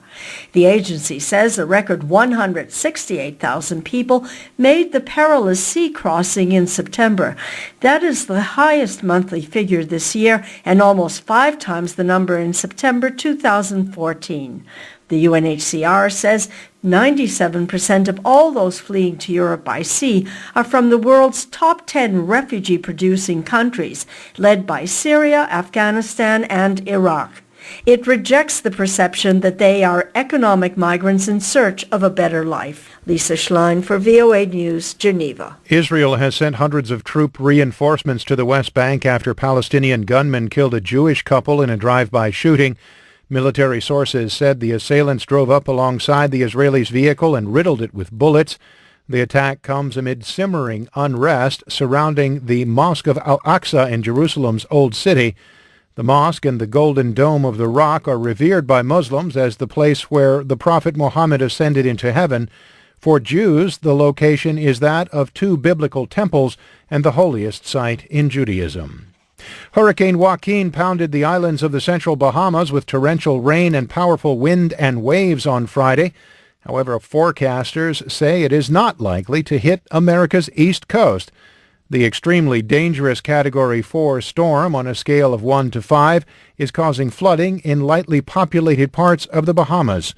Rick Knabb is with the U.S. National Hurricane Center. The models have become much more in agreement, and we are pretty confident that the hurricane is going to pass well offshore of the east coast of the U.S. Also, the U.S. Coast Guard is still trying to find a U.S.-registered container ship with 33 crew aboard that went missing during the storm. The 224-meter-long El Faro had taken on water and was listing in an area near Crooked Island, one of the islands most battered by Joaquin. In 2012, Superstorm Sandy moved inland from the Atlantic and devastated New York and New Jersey, killing 120 people and causing billions of dollars of damage. I'm David Byrd in Washington. That's the latest world news from VOA.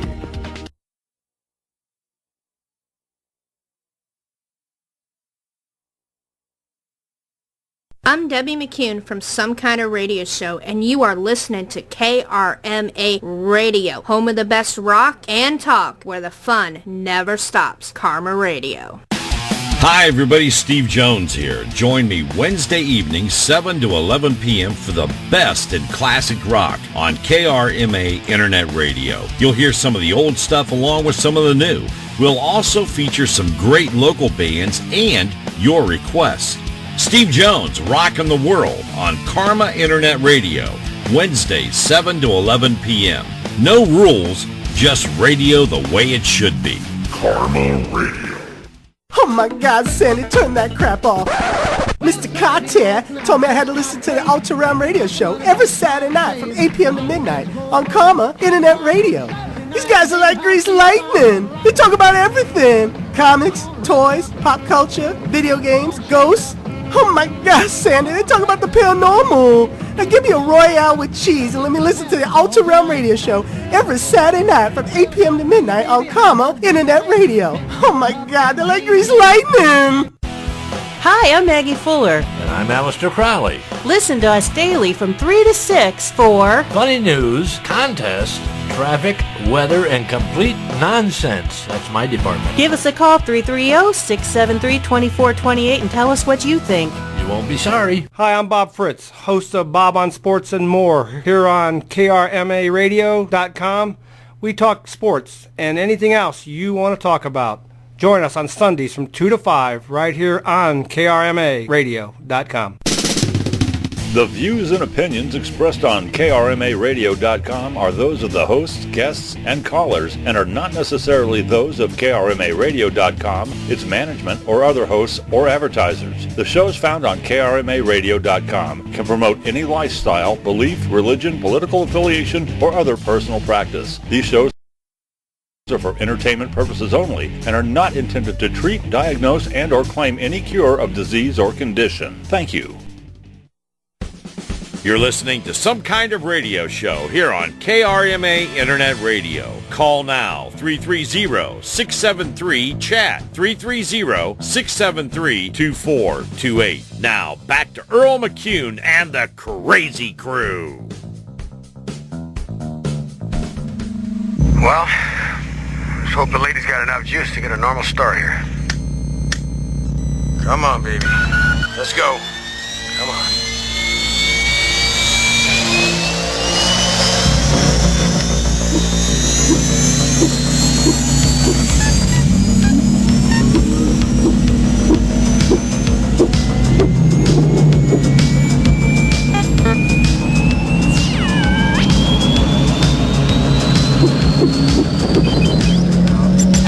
That's my sweetheart. I knew she wouldn't let us down straight.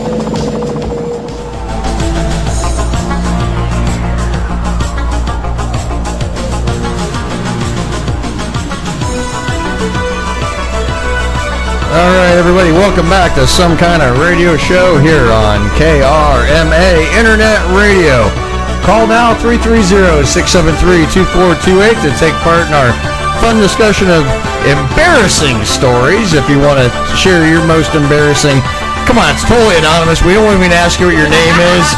If you just want to tell us an embarrassing story, hey, that's you can even, yeah, if you want to. Well, I know, I'm enjoying the music. It's only on for 9 more seconds, but anyhow, My chair. what are you having a moment there?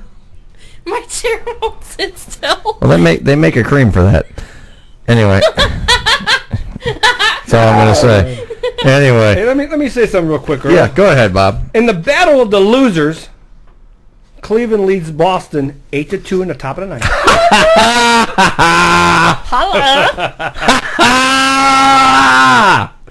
At the what? Battle of the losers. At the top of the ninth, Cleveland 8.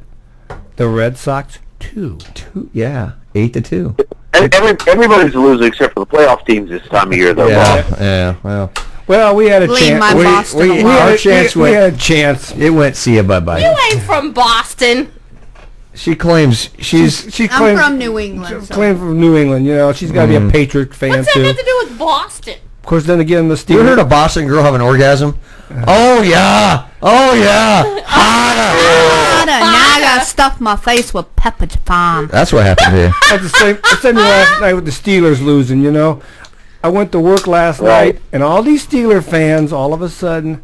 That's because they played Michael Vick. They don't say nothing. Well, and you know what? The best dang chew toy in the world is Michael Vick. Oh, Jesus. Okay, hey, real quick, tomorrow, Bob, where are we going to be tomorrow, you and I? Oh, tomorrow we're going to be at the Norton Cider Festival, located in the Columbia Woods Estate Park. They're off of Cleveland Maslin Road and Greenwich Road. Mm-hmm. We're going to be out there for. I'll be out there from at 11 in the morning till it closes. Mm-hmm. Earl, I know you're coming out about 1 o'clock. Yeah, around 1 o'clock-ish. Come on out. There's a lot of fun, a lot of family things to do. I stopped by before I came in and got my Italian sausage sandwich. Yeah, no, rub it in. And my fries with my malt vinegar. Oh, you can't go wrong. Oh, you're nothing like fair food. So you get a chance tomorrow, stop out the Norton Cider Festival. It started today. It runs till Sunday. A lot of entertainment for the kids and the family. And I know they got big old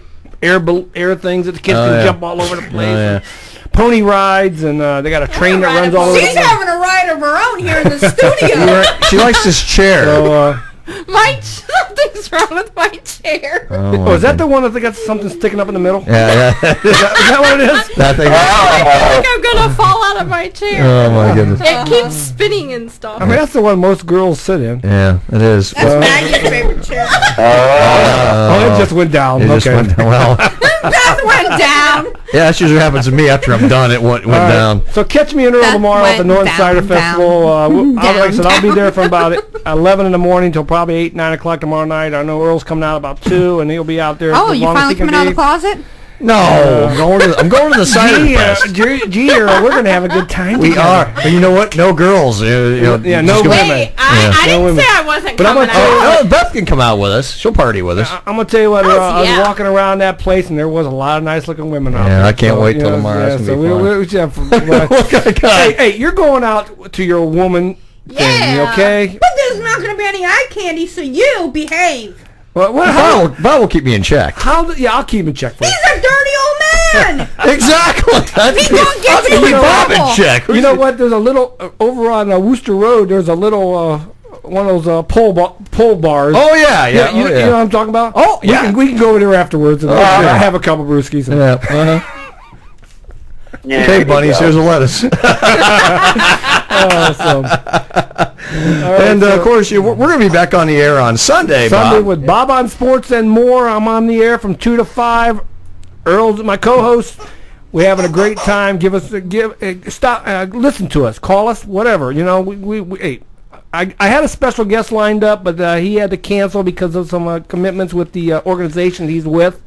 He had to run out to Arizona or out there with the farm team that he's with. If he ran out there, that's pretty impressive. He moved pretty good. That's fast. Are you choking your chicken over there? So the following week, he's planning on being on. So, but like I said, Bob on Sports and more, Sunday 2 to 5, right here on Karma Radio. That poor chick. Well, you were just whacking him. No, I wasn't. You went. Well, I was simulating. I didn't actually put the chicken between my boobs. I didn't put the chicken between my boobs and start putting my boobs together, squeaking the chicken squeeze. I mean, come on. God. Damn, Dad. Come on. You know what? I'm getting excited just sitting here. I know. Oh, my God. Wow. You know, hey, when you're my age, I got heart problems, remember? You're making my heart hump. It's about time I make some excitement. He don't think I'm hot anymore. I think you're hot. That's why I played with your boobs.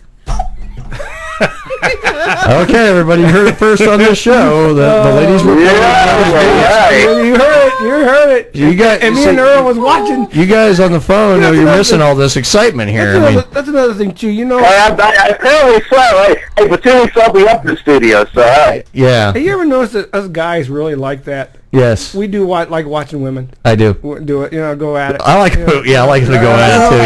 Yeah. I like to watch women go at it too. Anyway, Deb, finish your embarrassing story. I think, unless we're embarrassing her right now, but I don't know. I think she's about 7 shades of red. I think she's getting ready to head for the. You gonna go pee pee again? You gonna go pee pee in your potty? You're gonna head to the head. You gonna go ahead? Come on, Dad. Come on. Come on, you know you want to. You've been a military person. You know what the head is. No crap, Sherlock. Oh my goodness. Everybody, welcome back to the show. You can join us live. Feel free to call in 330-673-2428. Join us in our crazy conversation. Tell us your favorite, and not favorite, but maybe your most embarrassing story, or even share a friend's story. If you don't want to tell a story yourself and you know a story and you want to share one of your friends, you don't need no names. We're not gonna call anybody out in public here. This one time at band camp. Did you? No kidding. No, the story I was telling. What did Deb do? The story I was telling, it's really not an embarrassing story, but it goes on what Bob was saying about. Well, it's an embarrassing story night, Deb. Well, let me finish my story, because you were saying something about something, and let her finish her story. She's a little saying something. She's upset the Indians are killing the. Oh, I know. No, saying stuff about people not being happily married or whatever, and no, honestly, the kids that I went to school with, they're either on their first marriage, divorced, on their second or third marriage already. Hey, leave me out of this. I'm not talking about you. I didn't go to school with you. Or they are just now getting married. And I have had people Go ahead. I have had people ask me, how have you managed to stay married 12 years? Did you tell him a lot of booze? I was going to say something like that, yeah. A lot of booze and a 10-inch marital weight.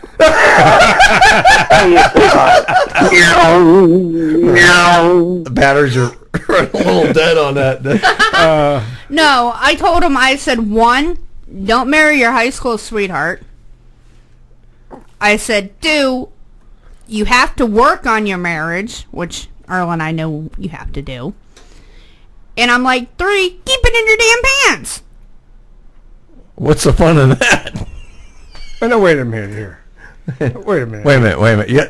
So you have to keep it in your pants for marriage to work? Wait a minute. Well, you got to keep it in your pants. No wonder why we go out. We got to find something. We got to find something. That's the whole point. That's why people get divorced, because the men can't keep it in their pants. Oh, God, that ain't true. I know, wait a minute. It goes both ways here. No. If we're not getting it at home, we're heading out to get it. That's not what I meant. Okay. Majority of the people I'm talking about, them or their spouse cannot stay faithful. One of them can't stay faithful. Right. Or both. Don't blame all the males. I'm not. I'm saying not always the male. I know some women like that too. I'm saying one or the other or both can't stay faithful. That's what I'm saying. So when they ask, you originally said keep it in your pants. Meaning yes. Referring to men. Right. No, women too. Keep it covered. Keep it in your pants. Keep the legs crossed. Don't spread your legs. Whatever. But no, and it's like, I remember graduating high school. Everyone told me. You graduated? Yes, I did. I graduated a year early. Did you really? Yes. They wanted you out. She was smart. They wanted to get rid of you. But no, I didn't suck a lot to get out either. Well, remember we talked about her in the serviceman. That's why he got out there. It was that bad. But no, I remember a lot of people telling me, you'll never get married, you'll never have a family or anything. I proved them wrong. Out of everybody, like I said, my marriage has lasted the longest. My kids are the oldest except for one other person. And it's like, so it can be done. You just have to work at it. And can I tell you the real secret to a long-lasting marriage? What love means? Nothing says love like spit and shove.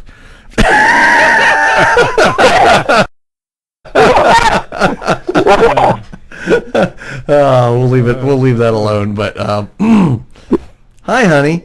Anyhow, yeah. Moving on. Your embarrassing story, Earl. I don't have any. Oh, I got none. I got none. Bullcrap. I've never done anything embarrassing. Oh, okay. Here's one. Oh, no. Wait. We were living in Kansas. Kansas? Yeah. I know where Kansas is. Wait a minute. What's so embarrassing in Kansas? I never did anything in Kansas is embarrassing. Oh, let's just say it was probably about a month and a half before we moved back. And our little puppy girl, she was not this story. Not even a year old Holly, yet. baby. See, Holly, baby. This happened. Now, see, this didn't actually... It did happen, so Did you lie. get humped? No. Earl comes out of the shower dripping wet. I was all hot and wet. He forgets to get a towel out of the linen closet. I didn't forget we didn't have it. I didn't know where the towels were. You did too know where the towels were. They were on the other side of the damn room. They weren't even in the bathroom. So he comes out, he stands by the bed, and of course he's dripping, and he's already getting a boner. Wait a minute, I don't like that. Yes, Did she say boner in the air? You get a boner when the wind blows. So Holly jumps up on the bed, and like I said, Earl's dripping wet. Holly walks over to him and starts licking the water. Not off his hand, off his manly appendage. Oh, rather abundant. Rather abundant. He got some interspecies erotica. No, I just say I was violated. Hey, Earl. Yeah. Here's a picture of my family waiting for me to get married. Yeah. I was violated. Let's see. What other embarrassing story do we have? Oh, I know one. What story? If you can't, sometimes when you get in the shower, and you think about that special person out there, things happen. Oh yeah. Oh, I remember probably a couple weeks ago, Earl got up for work and was getting ready to go to work. Oh. He turns around, he's all dressed for work, and I'm like, "Hey, Earl." He's like, "What?" I said, "You might want to look down." He looks down, he's got a full-on boner, and he's walking out the door to go to work. I'm like, I was excited. I'm like, you might want to fix that. So he's sitting there patting it down and then he sticks his hand down, trying to adjust it, and he's gonna sit there and walk out. I'm like, no. I'm like, you can't, Earl. Who's the new lady they hired at your work? So you know what he did? So he turns around, grabs his coat, and walks out the door. Where'd he go? I was really late. He said you didn't jump on that. No, he had to go to work. What's wrong with you? He had to go to work. She don't jump on it when I have to ask for. Hey, Deb. Oh, bull crap! Shut up. No, I have to get her ready. It's like I have to get her ready. I'll rub her butt. And then she'll be like, rub my tushy. You gotta get her hot and horny, huh? Rub my tushy. Okay, now rub my back. Gotta get the little. All right, this isn't click. And then all of a sudden I go, I'm going back to bed. That's too much work. If I have to do all that work, awful. I am. Thank you. And you wonder why guys go out and look. We ask for just a little pleasure once in a while. That's all we ask. Oh, don't get me Well, you know what? started. When you're married to a guy that turns around and says, "I get mine," who cares if you get yours? Oh, whoa. I've never ever said that. I've never said that. Oh yes, Mr. 2-Second Man. Oh, Deborah McCune! My name's not Deborah. It is now. Damn, 2 seconds, Earl. believe you just said that. Brand. I thought I was bad at Michael Leo. Oh. I know All right, you're now right. scream. Michael Leo Malone? So now you know his middle name.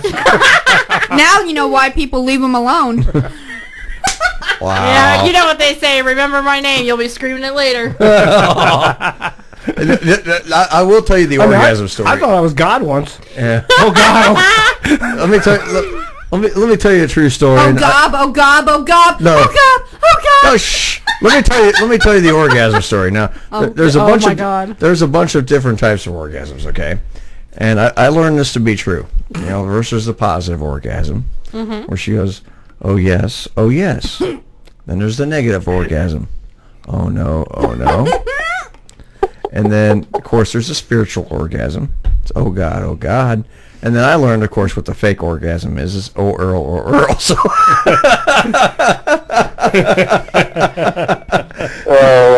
hey, Mike, one of our mutual friends to sell that one, huh? Yeah. Oh, absolutely. And but the thing is, I get with Deb, I don't know what the deal is, because she'll go, oh yes, oh no, oh my God, Earl. And then I just realized, she goes, you farted.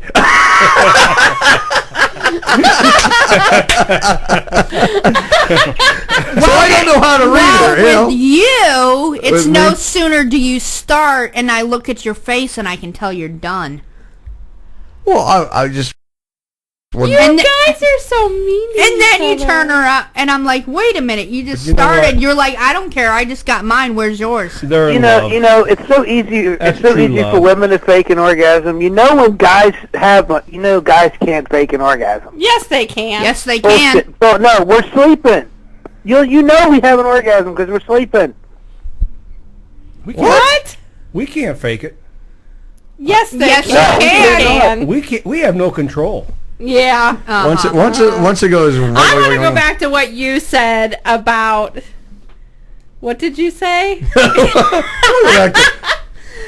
I was with the Next same on Sex man Chat. for 8 years. I cooked his dinner. I did his laundry. I raised his child. I kept his house clean. I worked 2 full-time jobs and took care of him, and he still cheated. And I gave him sex every night and every morning, and... other things a few times a week. So tell me, Mr. Bob Fritz. Deb. What did I do How come wrong? you don't do those things? Right there. What the hell? A few times a week. It should be every day. I gave She him said every sex day. twice a day, every day. Oh. Damn, Deb, why don't you do that? And clean the I love house. You live with you, Mike, 2 kids, 2 dogs, I and don't care. my whole life. And you see how tired you are. You better take your ass to the car. Hell no. You got to do what you got to do to keep your love life alive. Yeah, come on, Both of Deb. you keep each other happy. Yeah, come on, Deb. Do you know how many times I've had sex in the utility room, in the bathroom, in the car, Hey, Deb. at the grocery store? I know about the backseat of a car at a rest stop in Connecticut. I've never been to Connecticut. Were we in Connecticut? Yes, we were. Okay. I don't even know where the hell we were, but... That was the first time we ever did it in a car. Oh my God! Yeah. That's like a once a week thing for me. Women remember that kind of stuff. And here's the craziest thing. I was sober too. What the hell? Where's the craziest place you've ever done it? There's a good question. the funny Craziest part place. is, Yeah, we can expand on this was subject. right after him and I hadn't seen each other for 7 months.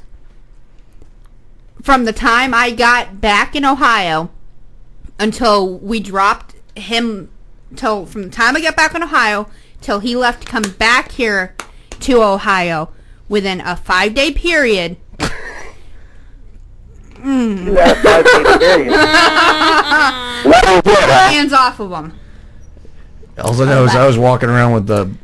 that's the thing. Now, that's funny. How that was like 5 years ago, and I still haven't had any since, so... Oh, bullcrap. I just had some the other night. The other night is could be defined by a bunch... The other night was other night like 5 years ago. Oh, my God. Yeah, when you're married, time slows up. It does. It does. It slows down. Since I've been married, time flies. It's like it just seems like we were celebrating New Year. Here it is, the last 3 months of the year. Last 2 months. Last 2 months. Good try though. You're close. October, November. See, that's how messed up you are. We're in October. Yeah, this Yeah, is but you October. still got all of October, all of November, all of December. I see. 3. And I just was But wondering. 2 months before December starts. All I know is one of the greatest stories is, and I've told this on this show. Enough with that. Oh, Beth's never heard this story. Yes, she has. Oh no, she hasn't. I never heard it. Bob's never heard Yes, this. you have. No, I haven't. Go ahead, Earl. Well, Go ahead, Earl. Deb and I got we actually our first time out was on a New Year's Eve. Okay, and I've told this story before. No, you didn't. I never heard it. Okay, well, Lies. and well, of course we're at my buddy's house, and Our then kids are listening to this. go to bed. let's Auntie Beth. Go to bed. You're gonna find out how you was formed. No, this wasn't the time. But we go out and we have fun. We had a good time. And then I was like, hey, why don't you just come back to my house? It's late. It's New Year's morning at this point. Get back to my house about 2:30, 2:45, and let's just say we brought the West Coast New Year in right with a countdown. She took it from 12 down to 0. And she did a good job. I thought and then it was 56 to midnight. No. Shut up, Mike. No, that was John. Oh, sorry, No, John. She went. Ouch. We counted down, and she talk about the ball drop. And the ball dropped. Oh yeah. Boom. Goes the dynamite. Yeah, and then either that or it was sucked right in. It was, but sploosh. Another story for another time for another show. Anyway, we're not going to get too graphic. Let's go to break. We have to go to break already. Yeah, we do, don't we? Okay, we're going to go to break. Yeah, that's probably a good idea at this point. Yeah. All right, you're listening to Some Kind of Radio Show. We're having a crazy, chaotic night here, just talking about all sorts of goofiness, crazy, embarrassing stories, and more here. Stay tuned. We'll be right back. KRMA Internet Radio. Hi, I'm Debbie McCune, co-host of Some Kind of Radio Show on Karma Radio. Tune in Fridays from 8 to midnight where you will get a great laugh as Earl, myself, and the crazy crew salute movies, TV shows, skits, funny news, and much, much more. We want to hear from you, the listeners. So call in live at 330-673-2428. Only on Karma Radio, Fridays from 8 to midnight. Hi, this is Shannon Steele. Wake up with me weekdays, 6 to 9 a.m. at krmaradio.com. Taking your requests at 330-673-2428.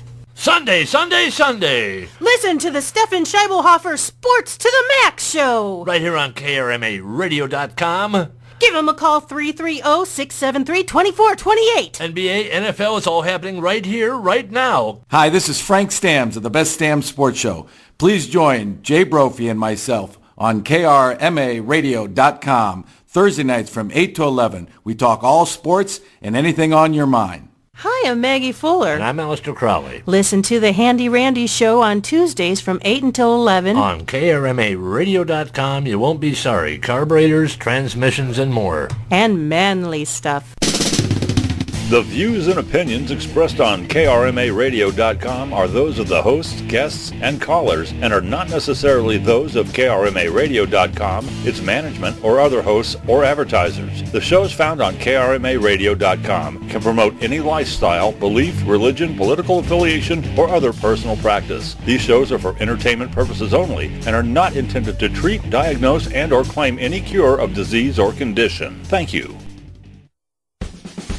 You're listening to Some Kind of Radio Show here on KRMA Internet Radio. Check us out on Facebook and Twitter at SKO Radio Show. You can also email us at skoradioshow@yahoo.com. Now back to Earl McCune and the Crazy Crew. Bering Sea, dead ahead, String. So long, Alaska. Hello, Russia.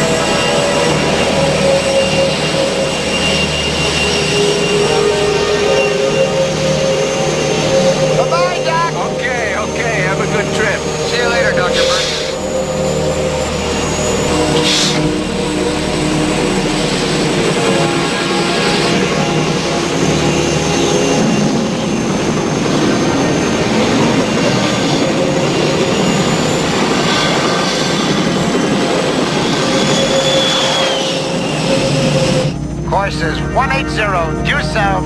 Boy, give me a palm tree any day. I'm with you, Dom.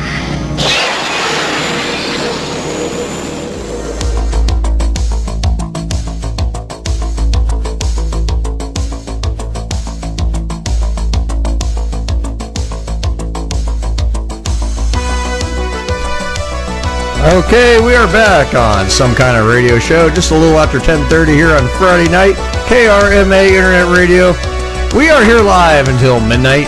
We are saluting one of our favorite TV shows, Airwolf, from 1984 through officially 1987, but really the first 3 seasons was really all it ever counted, because the 4th season sucked, because it really wasn't considered the real true Airwolf.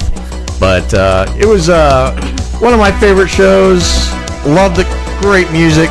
Of course, starred Jan Michael Vincent, Ernest Borgnine, Alex Cord, and I got talk about the real life crazy crew in here tonight. Oh, you didn't. Bad boy. I'm just having fun.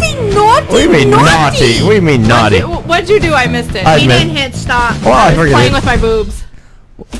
You're playing with the boobs. What is this, communal boob night or so what? I'll tell you what. Hey, I'm sitting over here watching these 2 young boobs. ladies playing with each other. I'm playing with my own boobs because Deb won't play with my boobs. Whoa! Here's the thing. You know, remember, like we call this the crazy crew. I think they've gotten crazy tonight. The crazy crew has really, truly gotten crazy tonight. Until I came in here, I was shy and bashful. You guys have. Okay, excuse me. Yeah. You notice Bob's not stood up once. Right. I don't want to stand up here. But hey, just real quick, you don't want to see me. You don't want to see me walk into the bathroom because I'll be stiff-legged. Yeah. Anyway, seriously, we are saluting Airwolf tonight. I do want to hit a couple more little trivia, little tidbits type of thing here on Airwolf. This is some season 3 trivia. One of my favorite episodes, Eagles. Really good episode. The close-up shot of Roan's plane burning at the end of the story is also reverse, more back to front letters. Will you stop? She's got something in her mouth. Okay, anyway. And we got one over here. Holy crap! Wow. Okay.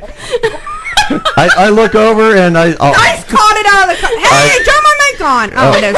It is. All I saw out of my corner eye was turn mic on. Mike. I said turn my mic on. Mike, and I got a front view. All I saw out of the corner of my eye was screaming into the mic. You're giving me a headache. All I saw out of the corner of my eye was a shirt go like this, and I'm like, whoa, wait a minute. Tank top on. Beth was trying to take her. Beth was trying to take off her hoodie, and the tatas were going everywhere, but. She's full cleavage. Yeah, they're sticking out. They ain't gonna let us have guests no more. No. But anyway. It's hot in here. I can't help it. I'm sorry. Oh boy, it's getting crazy here. The crazy crew's getting crazy. Okay, no more singing. I want to do one more thing on Airwolf. Seriously, guys. She snorted again. She did snort again. And another thing from the episode. This is also a season 3 little tidbit. This is a goof from the episode called Crossover. This is a goof. At the end of the episode, as Inga is leaving, they cut to a shot of the limo being pulled around, not leaving in front of the Santini Air hangar, and the hangar is out of order. So as if being prepared for shooting the scene, that's how they pulled it away. So very interesting little bit of just little technical little goofs, snafus. Testicle difficulties. Kind of like with this show. I'm having testicle difficulties at this moment right now. But anyway, hey, welcome back to the show. Join us. You can call us and talk to us about your most embarrassing moment. And we had a great suggestion of most embarrassing place you've ever been caught in doing things, if you know what I mean. A church. A church? What? Woo! Church. Talk about in a church? Not in a church. In a church parking lot. Church. Mm-hmm. Oh man! I didn't know it was a church. Sure. Mm-hmm. No. Listen. How do you not look up and see the giant cross? No, not all churches have a cross. Well, this used to be something else. This used to be something else. In the Akron area. Okay. Yeah. Oh! I didn't know it was transformed into a church, and me and my then husband were in the parking lot doing our thing, and the pastor pulled up and told us we were going to hell, and I said, "Why? We're married." I can't believe it. You should have looked at him and said, "You want to join?" Now I had this happen. Now, you know exactly where she's talking about. No, actually, tell me off the air. Okay. Tell me off the air. But anyway, welcome back to the show. Give us a call. Share your stories with us. Most embarrassing stories you could share. Whatever. We're just having fun getting goofy tonight. Oh, there. Yeah. Gotcha. Yep. I wanted to buy that building. I wanted to actually buy that building a while back. I was actually... I'll tell you something. I was actually... I was thinking about buying that building. I wanted to turn that into a bowling center. That would have made a good bowling center. Yeah. That would have made a great spot. Do that, and I'll put a bar in there. Yeah, I had this great. Well, if I had the There's your money, eye candy. if You're gonna give Bob a heart attack tonight. this show is just. Oh God, Earl. Where do we find these people? You're related to him. Oh, goodness gracious. What did you feed them for breakfast, though? Well, I didn't feed anything to them, but I mean, boobs. I wish. I'd like some of those. What makes you feed that to you? Never mind. I didn't get fed. You know what I ate today? My energy drink is just now kicking in. Is this now kicking? What, are you writing me love letters here? Oh, Earl, I love you so. I want to wait till we get home, Earl. Yeah, well, I know what I'm going to do. I'm going home, going to bed. Actually, I got to cut. I need you to cut my hair. I need a haircut. I need a haircut. You need them cut. I need a haircut. Hairs cut. All two of them. You need hairs cut. My hair's thicker than ever. It is. My hair is... That's what your hair stuff working, huh? It is. I bought that new stuff called Touch of Hair. Radio is brought to you by Bosley. No, I'm just kidding. Oh, yeah. Right. No. I got that new stuff called Touch of Hair. Touch of Hair? Touch of Hair. You heard the Touch of Gray? As seen on TV. No, well, as heard on the radio. All right, Bob, where's your... He's the most embarrassing part. He's already shared it. He already shared it. He got caught. He got caught by a cop. A cop that I know real well. No. It probably went in the Akron Firestone Metropolitan Park on a park bench. 3 o'clock in the morning. Been there, done that. A couple times. Long time ago. It was a long time ago, though. What? I have a healthy sexual appetite. Don't look at me like that. I'm just going to say... Wow. On lane 13. My goodness. What? Yeah, but what? This is before you and I ever met. Hey, I know most of the houses in this place. Which girlfriend? Yeah. I can't remember. Does it matter? You know what? He's married to you. It was like, Deb, this was like, I'm going to kid you not. This is probably... it one I know? Is it one you know? No, you wouldn't know her. No, you wouldn't know this one. So we all did her. Yeah. Bob had her after I did. I was not there. No, Beth wasn't there, but... Is it someone... Never mind. No, it's not. It's not who you were thinking. No. That's not what I was thinking. Shut up. No, it was just it wasn't a girlfriend. It was just a friend. A wham bam, thank you, ma'am. It was one of my center customers at the time. Let's just put it that way. I used to hang around these pro bowlers here, so I can get their leftovers. Okay. Yeah. Okay. Wow. I never pictured you for a sloppy second kind of guy. Yeah, me neither. I pressure washed it before. You know what? What? I remember. You remember what? Do you what? remember? Do I remember what? The night we were at your house, we were still dating. Prior to us getting together. Uh-huh. We got together on the first night. No, not that way. I was staying at your house. An hour after he met you. And in the other room, all of a sudden we hear... Oh, God, yeah, I remember that. Oh, God, yeah, I remember that. At the time I had a roommate, okay? And this fling friend, whatever I used to have back in the day, she came over and kind of hung out with me and Deb, and she's like, oh, okay. And so I got someone to introduce you to. And I introduced her to my roommate. Okay. Deb and I went, this is after you and I got together. We were just, you just moved in with me. No, I hadn't moved in yet. But you were staying with me on the weekends. This was the first night I stayed over. First night you stayed over, okay. Deb and I decided to go to bed. It was a long day. I worked all day. I was whooped. She actually was hanging out at the house, kind of did some tidying up at the house and everything. And then I get home I think I worked till 1 that night, No, that was your day off. No, it wasn't my day. Okay, it was my day off. So it was your day off. off. Was it? Okay. We were up at a local establishment on Waterloo that's no longer... Yeah, okay, gotcha. Oh, I know where that is. Yeah. Well, okay, so we were... Yeah, well, so we get back to my house. Deb and I are like, we're tired. We didn't, we're going to bed. So my roommate and this girl, they're sleeping in the living room. I had one of them wraparound sofas. Well, one was going to sleep here. Remembers that couch? Yeah. It was yeah. All I know, we hear this,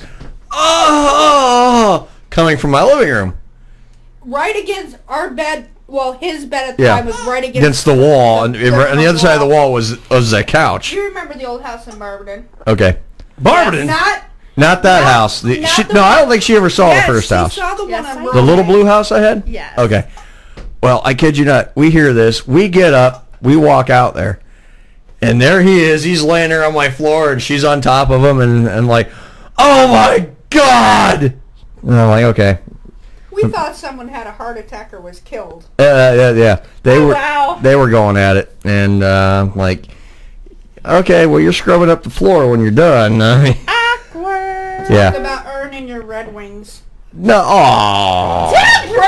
Oh my God, Deb. It's the truth, and that's why I beat you Deb's with the getting chicken. smacked with the chicken here, everybody.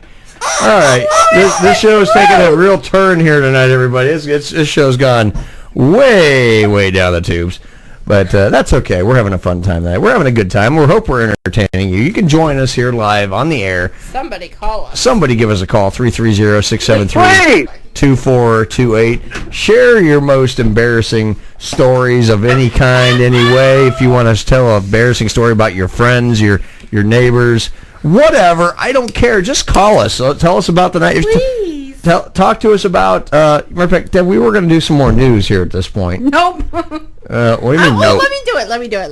You want to do, you got some news headlines, Deb? Give me some news headlines. I'll read them. I'll do it. Okay, put her in. Oh, you I'm going to be in the boss chair.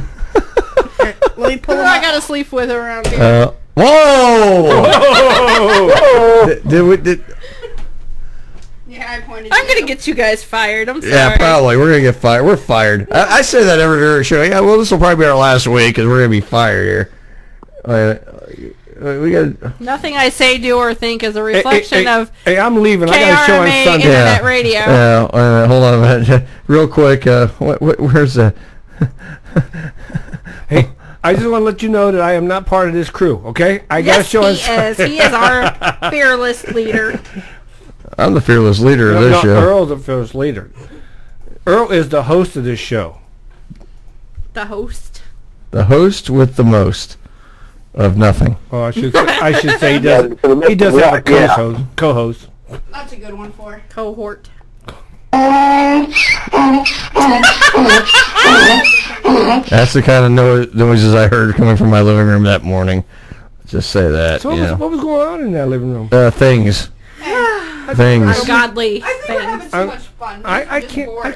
I cannot imagine what was going on. Can you explain it? No. If I did, You put the thing in the whatchamacallit. The thingy hooked to the thingy that went to the other thingy. The socket's trying to turn the bolt. Yeah. And it goes. That what you call that? With the, and it goes.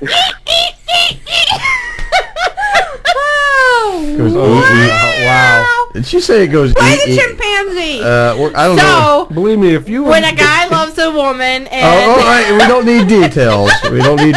We need to keep it classy. I think this was throw that out the window when you told me to show up. Yeah, well, yeah. Hey, show up here. Hey, believe me, people, if you knew me before I started this show, you would know I was quiet and you are not the same person. You are not the same person. They corrupted me, man. You are not the same person I met back in February. I ain't. Hi, this is Shannon. What are you doing? Ooh, who's Shannon? Hey, stop playing with those. Well, I was trying to find the chimpanzee thing. Get your finger out of there. You know where that finger... Get that finger out of here. You don't know where that finger's been. Yeah. Mm-hmm. And you want to know? She snorted again. This show is really taking a turn and for the worse. And they want to know why I drink. She's got a pink and black one on. I got what? Pink and black thongy. Oh my God! Tell the world that I'm wearing what underwear I'm wearing. She's wearing a pink and black thong. Everybody, if you want to know. I'm wearing that much. Anyway, just a serious note, real quick, since we are having such a goofy time. The views and opinions expressed on KRMARadio.com are those of the hosts, guests, and callers and are not necessarily those of KRMARadio.com, its management, or other hosts or advertisers. The shows found on KRMARadio.com can promote any lifestyle, belief, religion, political affiliation, or other personal practice. These shows are for entertainment purposes only and are not intended to treat, diagnose, and or claim any cure of disease or condition. Thank you. All right. Thank you very much, sir, for that very lovely disclaimer. I think we found Bob's cure for heart disease. They censored me. Yeah. Well, no, we didn't censor you. They just claimed me. Yeah. There's Bob's cure for his heart problem. Woo! And ladies and gentlemen, those of you that are still listening, I just want to let everybody know, everyone is sober, just by the way. Yes, we are. Somehow. We are drinking juice and water. Juice and water. Yeah, Deb's got a Gatorade. I had an energy and you drink had at 3 o'clock. No, yeah, energy drinks at 3 o'clock. At 3 o'clock. At 3 o'clock, and it's still got the now effect. kicking in. Yeah. Yes. Wow. Yeah. I told you she fits right in with this crew. Yeah, she does. She's doing a good job. But anyway, welcome. Welcome back. We're still here. We still got about another hour and 10 minutes to go here. You know, I do want to kind of touch, like I said, next half hour, do we want to kick on the headlines just a little bit? That we need to. Yes. Yeah, we do need to, Deb. Let's be responsible and take care of business. Yeah. Yeah. Did she say responsible and take this care show of business in the same sentences Earl, for she's this show? telling you to go in the bathroom. She needs to take care of business. Right now? I'm working here. I mean, come on. Not during work hours. I mean, come on. Jeez. Anyway, Phil, like I said, we're having just a crazy night. We're having a silly night. We want everyone to join us tonight. Just share your crazy stories. We're just getting crazy. We're having a goofy night. We're full of, as Mr. Crowley likes to say, we are full of shenanigans and hijinks and slight misdemeanors. I'll go ahead and do a headline. You want to do headlines? Maybe even a felony if we're not careful. Yeah, you got about 8 minutes to do headlines, so before we go to the actual national news. So Deb's going to do some headlines, and will you... Breaking. Yeah, okay. Sit your butt down. Sit my butt down, Keep talking. Gotta talk. Talk. Yeah, you don't talk into the microphone. Talk. Woo. Okay, here's one that actually... the headlines scene, please. No. Yes, we're going to the headlines again. We're going back and she to the belches. headlines. See, sorry. People would think she's drunk, and she hasn't had a drop of this Gatorade stuff. Maybe it's laced. I think it's laced. What's that laced with, Deb?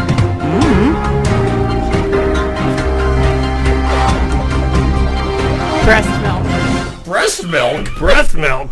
I don't know. Breast milk's not that good. I mean, yes, it is. Oh no, it's not. Mine was very sweet. You drink your own damn breast milk? By accident. That's just disgusting. Okay, headlines. I mean, I like breast milk.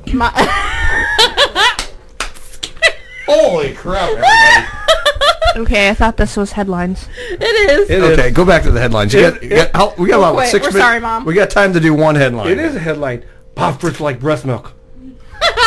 Film at 11. What is your opinion? Hey, I wish the one like I had light. At 330-673-2428. Yep. Tell us your opinion. Yeah. Pop or breast milk? Oh my God! Seriously? Okay, dog drives owner's pickup truck into the lake.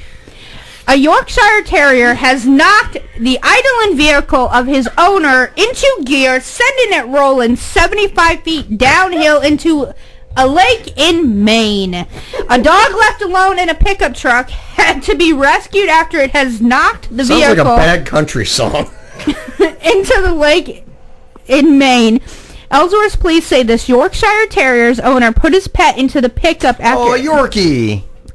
got a Yorkie. Encountering with a larger dog, as he spoke to the other dog's owner, the Chevrolet Silverado began rolling down a hill with the dog at the wheel. He could only watch helplessly as his pickup careened 75 feet into Branch Lake on Saturday afternoon. The Silverado bounced off a rock before sinking into 10 feet of water. Police say the family friends swam into the lake and saved the trapped dog. A tow company pulled out the truck. Okay. No humans or dog were injured. This goes to say, again, with heat, no matter what, do not leave your animal alone in a car. Well, you don't what about your husband? Is that okay? Yeah. You don't want to leave a dog that's in heat in a car. No. We leave Beth in the car. I mean, if dogs. We left you in the other room. I mean, that's like about the 7th time she snorted on the air. Everybody, wow. I think we should have a snort. We should have a snort counter whenever Beth's on. Here's another one. Michigan motorist sets car gas pump on fire trying to kill a spider with a cigarette lighter. What a dumbass. I've seen this. Oh, can I say that? Yes. Yeah, you can say dumbass. A motorist has got more than he has bargained for when he stopped at a Michigan gas station earlier this week and started a fire when he tried to kill a spider with a cigarette lighter. Dumbass. Surveillance video from the mobile gas station in Cedar Line shows flames quickly engulfing the man's car and gas pump. Fox 2 Detroit reported Friday while adding that luckily no one was hurt. Must have been Malone. Well, right there, it's Detroit. Yeah. Yeah. The dopey No one noticed the damage. The dopey motorist must be Malone. One of the 7 dwarfs. No, it was Malone. Put out the flames with a fire extinguisher, so at least he was smart. He told authorities he spotted a spider on his gas tank and pulled out his lighter to get rid of it. The station had said he claimed to be deathly afraid of spiders, but he didn't have a cigarette and he didn't have anything on him. All of a sudden, I look out and I see flames, the employees told Fox. When he hit the gas automatic stop button and quickly called the Center Line Fire Department, the fire destroyed the gas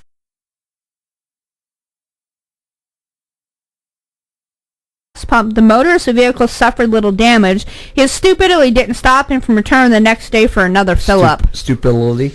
He stupidly. Well, his stupidity didn't stop him from returning the next day for another fill-up. Yeah, they showed that. They showed the film on national news. That's like the guy even went back. Yeah, that's like dumbass. Why you would think that gas station would ban him from? That's just as bad. What was it we read a couple months ago about the lady that caught her house on fire trying to kill a spider? Yeah. Or whatever it was. How stupid can people be? Really? I don't say that because they take it as a challenge. Yeah. Here's the other thing. I didn't think cars had cigarette lighters anymore. No, he took the lighter out of his pocket. Okay. Pay attention. Yeah. Okay, Beth, honestly, what would you have done in this situation? If I saw a spider in the car? It was on his gas tank. Okay, I had that happen to me last week. Okay, what'd you do? I kicked it. You kicked it. I took my foot and brushed it off. And she kicked it. She kicked it in the gym. The door of the gas tank, and it fell on the ground, and I smushed it. Okay, Earl, what would you? I bounced around the parking lot to You murderer! Earl. Earl, what would you have done? Oh, I would just eaten the thing. Ew, you Not would. really. No, seriously. What would you have done? I don't like spiders at all, but I would have taken something and either kicked it, like Beth said, or got it, found it something to, get it off my gas can. But I just flicked it. You know how they have the squeegees? Go get it, use the water thing, take it out, and do whatever you need to with it. John, what would you have done? Played with it. I definitely would have got it off the gas tank with something when they lit it up. Well, the thing is with spiders. What I like to do with spiders, like you jack off a spider just to watch your little legs kick.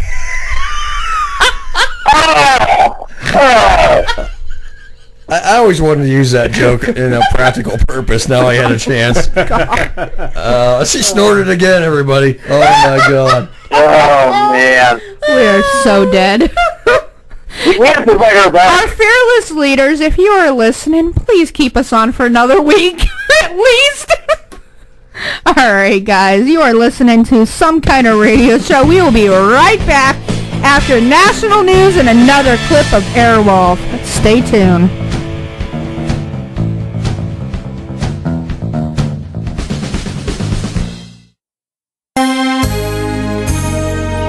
From Washington, this is VOA News. I'm David Byrd reporting. President Obama says the Syrian conflict will not turn into a proxy war between the United States and Russia. At a White House news conference Friday, Mr. Obama said the war is not, in his words, some superpower chessboard contest. At the same time, the president was critical of Russian President Vladimir Putin's military engagement in Syria. He doesn't distinguish between ISIL and a moderate Sunni opposition that wants to see Mr. Assad go. From their perspective, they're all terrorists. And that's a recipe for disaster. And it's one that I reject. Meanwhile, the Russian Defense Ministry said that its warplanes flew 14 missions on Friday, hitting 6 Islamic State targets. Officials on Friday released the names, ages, and brief biographies about the 9 dead in a shooting rampage at Umpqua Community College in Oregon on Thursday. The victims ranged in age from 18 to 67 and included several freshmen and a teacher. One of the freshmen was active in the Future Farmers of America and loved to play soccer. Another was on only his 4th day of college. Lance Colley is the Roseburg, Oregon city manager. Keep the families in your prayers. Please honor their privacy. Please know that we, with their help, with the help of the college, will move forward. Police are attempting to determine why the gunman, identified as 26-year-old Chris Harper Mercer, opened fire at the school Thursday. 9 people were killed and 9 others were wounded before Mercer was killed by police. This is VOA News. The United Nations Refugee Agency is reporting a noticeable drop this week in the number of migrants arriving in Greece due to bad weather conditions on the Mediterranean Sea. The UNHCR says only 1,500 migrants arrived in Greece Thursday, in comparison to the recent average of 5,000 arriving daily via the Mediterranean. However, the downturn is not expected to last. UN Refugee Agency spokesman Adrian Edwards said that any improvement in the weather is likely to bring another surge in arrivals. The agency says it expects 700,000 migrants and refugees will reach Europe by the Mediterranean this year. It is projecting that approximately the same number will arrive in 2016. Israel has sent hundreds of troop reinforcements to the West Bank after Palestinian gunmen killed a Jewish couple in a drive-by shooting. Military sources say the assailants drove up alongside the Israelis' vehicle and riddled it with bullets. The couple's 4 children, ranging in ages from 4 months to 9, escaped unharmed. The attack comes amid simmering unrest surrounding the Mosque of Al-Aqsa in Jerusalem's Old City, known to Jews as the Temple Mount. The mosque and the Golden Dome of the Rock are revered by Muslims as the place where the Prophet Muhammad ascended into heaven. It is the 3rd holiest site in Islam. For Jews, it is the location of 2 biblical temples and the holiest place in Judaism. Hurricane Joaquin pounded the islands of the central Bahamas with torrential rain and powerful wind and waves on Friday, but forecasters at the U.S. National Hurricane Center say it is not likely to hit the U.S. East Coast. The extremely dangerous Category 4 storm on a scale of 1 to 5, Joaquin is causing flooding in lightly populated parts of the Bahamas. Also, the U.S. Coast Guard is trying to find a U.S.-registered container ship with 33 crew aboard that went missing during the storm. Captain Mark Feeder is with the Coast Guard. The concern was they became disabled right in the vicinity of the eye of Joaquin. So they were in a very dangerous situation. They were disabled. We knew they were listing. So all day yesterday, we tried to establish communications with them. We have not been able to do that. The latest information from the National Hurricane Center has Joaquin headed northeast and passing between the U.S. East Coast and Bermuda by Monday afternoon. 3 years ago, Superstorm Sandy moved inland from the Atlantic and devastated New York and New Jersey, killing 120 people and causing $70 billion in property damage. I'm David Byrd in Washington. That's the latest world news from VOA. Hi, I'm Debbie McCune, co-host of Some Kind of Radio Show on Karma Radio. Tune in Fridays from 8 to midnight where you will get a great laugh as Earl, myself, and the crazy crew salute movies, TV shows, skits, funny news, and much, much more. We want to hear from you, the listeners. So call in live at 330-673-2428. Only on Karma Radio, Fridays from 8 to midnight. Hi, this is Shannon Steele. Wake up with me weekdays, 6 to 9 a.m. at krmaradio.com. Taking your requests at 330-673-2428. Sunday, Sunday, Sunday. Listen to the Stefan Scheibelhofer Sports to the Max show. Right here on krmaradio.com. Give him a call, 330-673-2428. NBA, NFL, it's all happening right here, right now. Hi, I'm Maggie Fuller. And I'm Alistair Crowley. Listen to the Handy Randy show on Tuesdays from 8 until 11. On krmaradio.com, you won't be sorry. Carburetors, transmissions, and more. And manly stuff. The views and opinions expressed on krmaradio.com are those of the hosts, guests, and callers and are not necessarily those of krmaradio.com, its management, or other hosts or advertisers. The shows found on krmaradio.com can promote any lifestyle, belief, religion, political affiliation, or other personal practice. These shows are for entertainment purposes only and are not intended to treat, diagnose, and or claim any cure of disease or condition. Thank you. You're listening to Some Kind of Radio Show here on KRMA Internet Radio. Call now, 330-673-CHAT, 330-673-2428. Now, back to Earl McCune and the Crazy Crew. Sector 11B.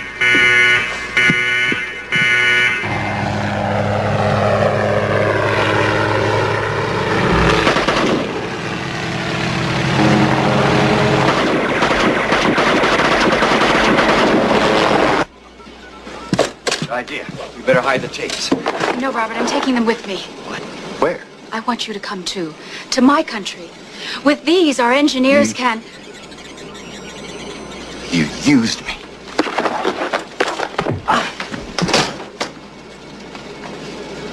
Robert, please, stop!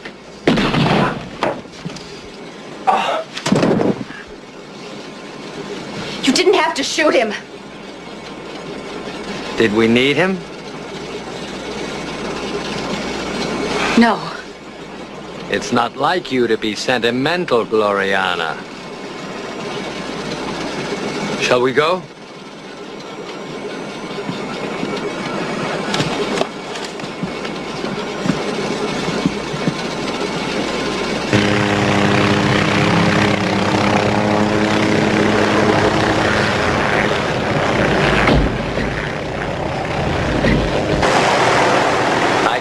Out the limo. In 20 minutes, we'll be in Mexican airspace. There is Airwolf. Don't worry about Airwolf. Agents. I know. What'd they get? Designs. For Airwolf. Every detail. They plan to build another one.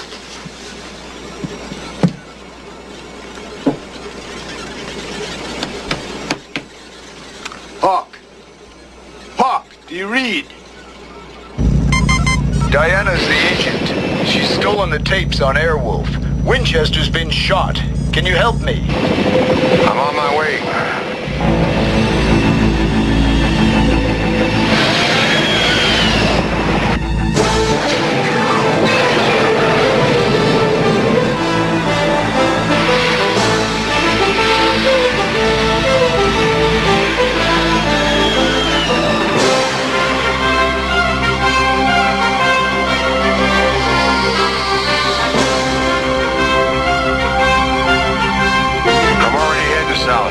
How's Robert? Not great. Somebody's gonna pay for that.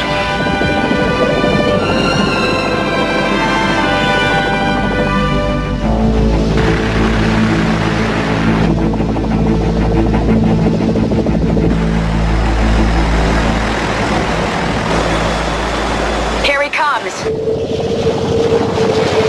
If you control their computer, why not just scramble their radar and let us get away? Cuz if we destroy him, ours will be the only Airwolf.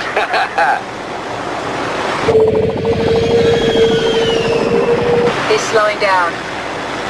Here he comes. Airwolf to unidentified helicopter. You are ordered to land.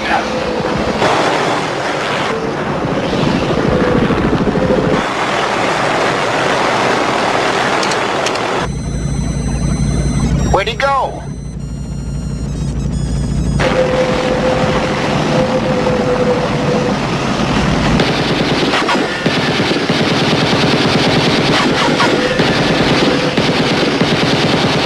He's staying up with us. He must have that chopper souped up. You want turbos?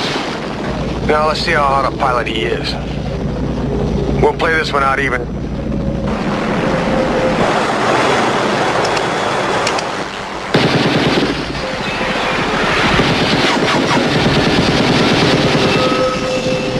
I don't believe this guy. It's like trying to run from your own shadow. The instant he moves his controls, his computer tells ours and we match it. Based on his usual patterns, he'll turn and come back. Here. Fire. He nearly got us with that rocket. When are we gonna start shooting back, String? Weapons to combat mode. Negative function, combat mode. Guns? Negative. ADF rockets? They won't deploy. Then give me the turbos. Somebody pulled our teeth.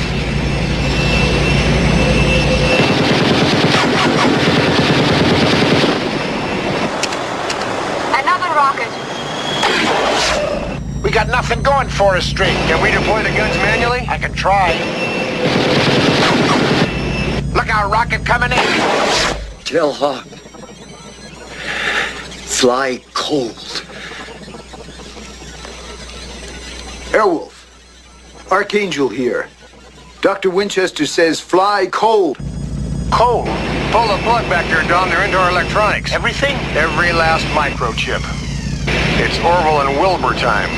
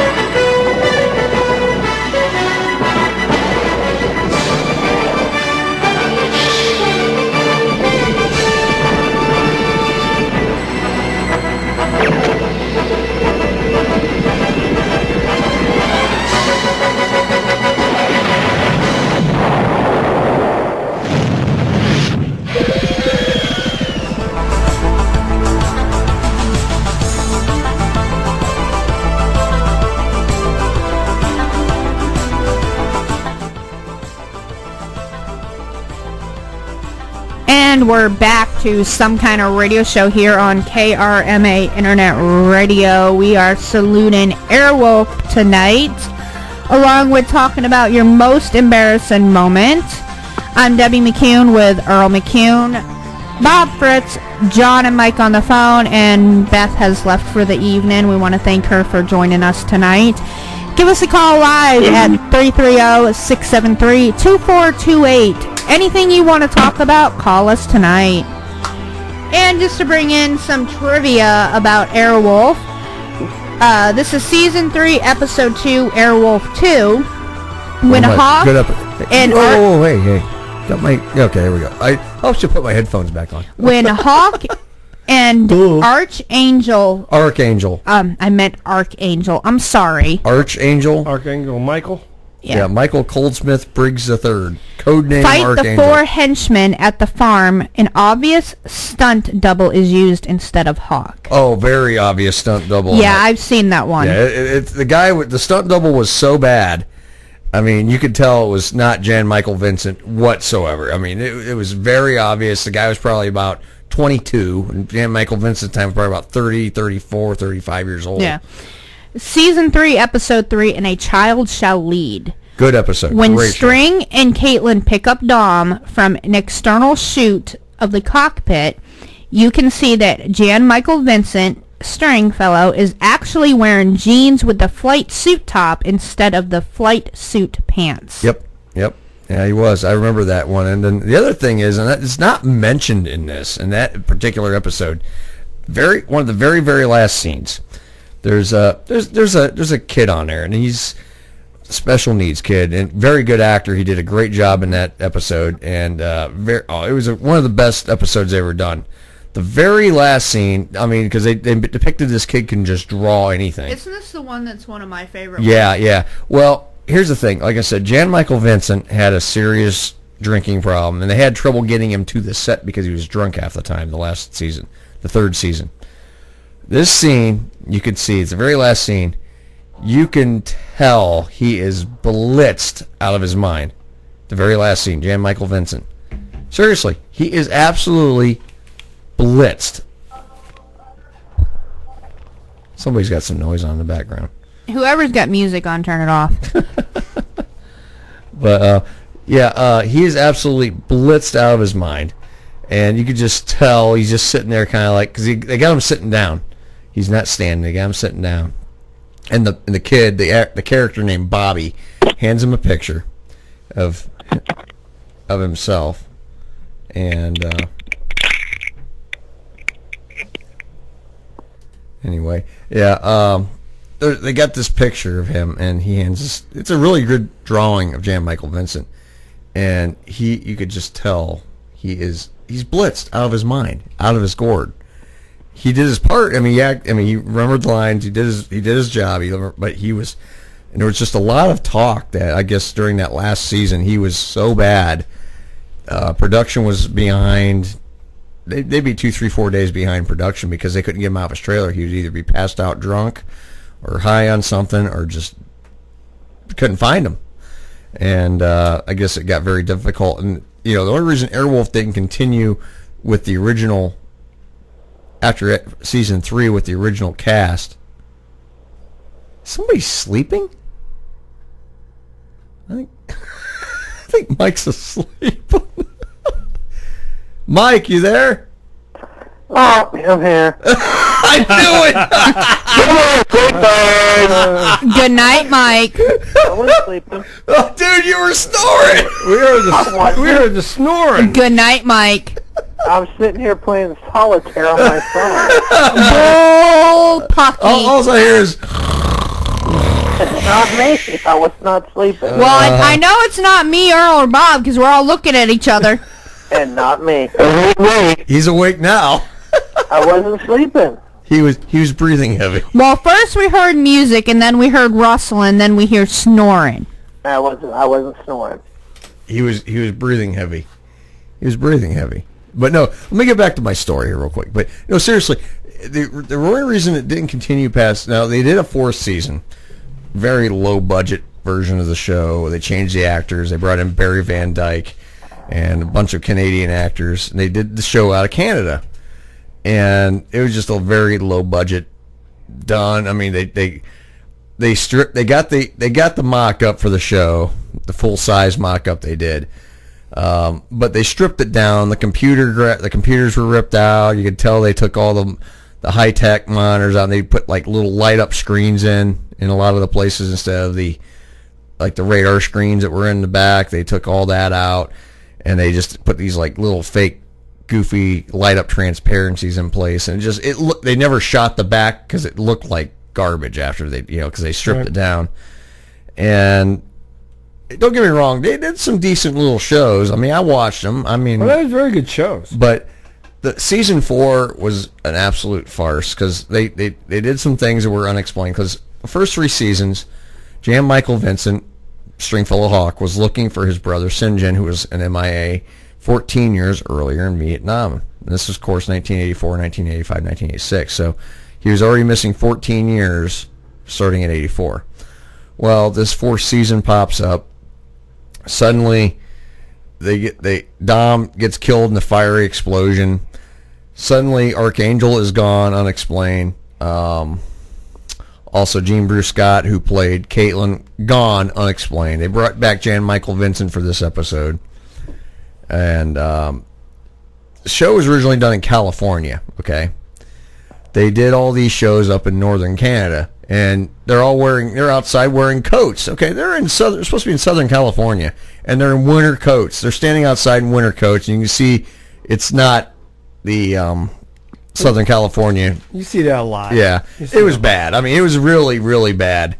And they killed off Borgnine's character. They suddenly, Hawk's going to look for Archangel, can't find Archangel. They changed the firm to the company. They changed, it's supposed to be CIA anyway, but they were called in the firm during the first 3 seasons. They turned it to the company.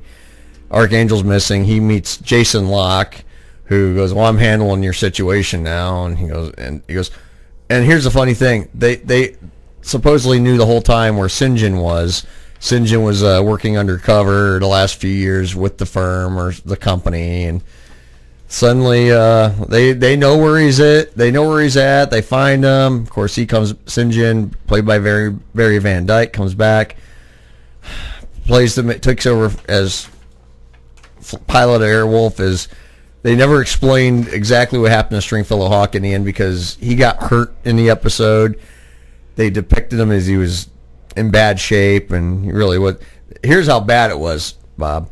They got him sitting there laying in a hospital bed with his shirt off, okay? There's no medical equipment, there's no oxygen, there's no heart monitors, nothing. But you hear the heart monitor going beep, beep, beep. They got no equipment in there, and you hear a respirator sound that psh. There's no respirator running. I mean, that's how bad this 4th season was. And it was very lame. And then all of a sudden, they just depict that they never really officially say what happened to Stringfellow. They never say if he died or Sinjin took him back home to his cabin, or they never said what happened to him. Right. And they never said they never definitively said what happened to him. Right. So, like I said, it was very poor quality. I mean, they used a lot of reused footage because they didn't have access to the actual helicopter that in the original show, the first 3 seasons, Jetcopters Inc. owned all the helicopters, including the Airwolf helicopter. And their jetcopter pilots flew Airwolf. And it was just one of them. It was just a bad, low-budget deal. They did it for syndication purposes because they needed to have enough shows to put it into syndication, and that's the only reason they came back with this 4th season. Well, is it in syndication? Yeah, it's actually on Netflix now. You can check it out. I haven't seen it on syndication. Yeah, it's on Netflix now. I'll tell you what. To me, nothing beats the first season. There's only 12 or 14 episodes. I think that's the same way. I'm a big fan of the Law and Order series. Yeah. In the first season of Law and Order, we're not talking the SUV and we're talking Criminal Intent. We're talking about Law and Order. Yeah. I love I'll watch the first season over and over. Yeah. And I got them. I got the 8 seasons on DVD. Oh yeah. Airwolf was one of my favorites, and I've actually the original 2-hour pilot, the movie. Oh, I could go home probably, and I probably will just because I'll go home and probably watch it.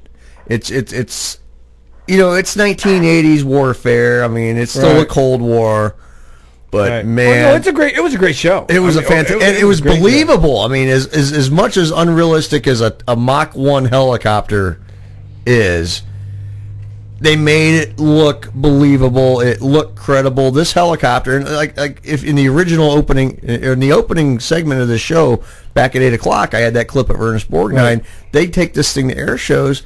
people thought this thing could actually do all them things. And they were actually a little worried back then that there was some thought that Russia was a little worried about this thing. Well, our government, we probably had something like that. Yeah. It just, our government always hid things. But right, but this thing, I mean, it was depicted as, 14 offensive weapons, including nuclear-tipped strike missiles, had sunburst chaffs on it, had a ADF pod to come down, and you could select 7 or 8 different types of missiles just by a push of a button, and the machine guns pods that popped out of the side. Of course, all those things were just bolt-ons to this helicopter. They didn't come out of it, obviously.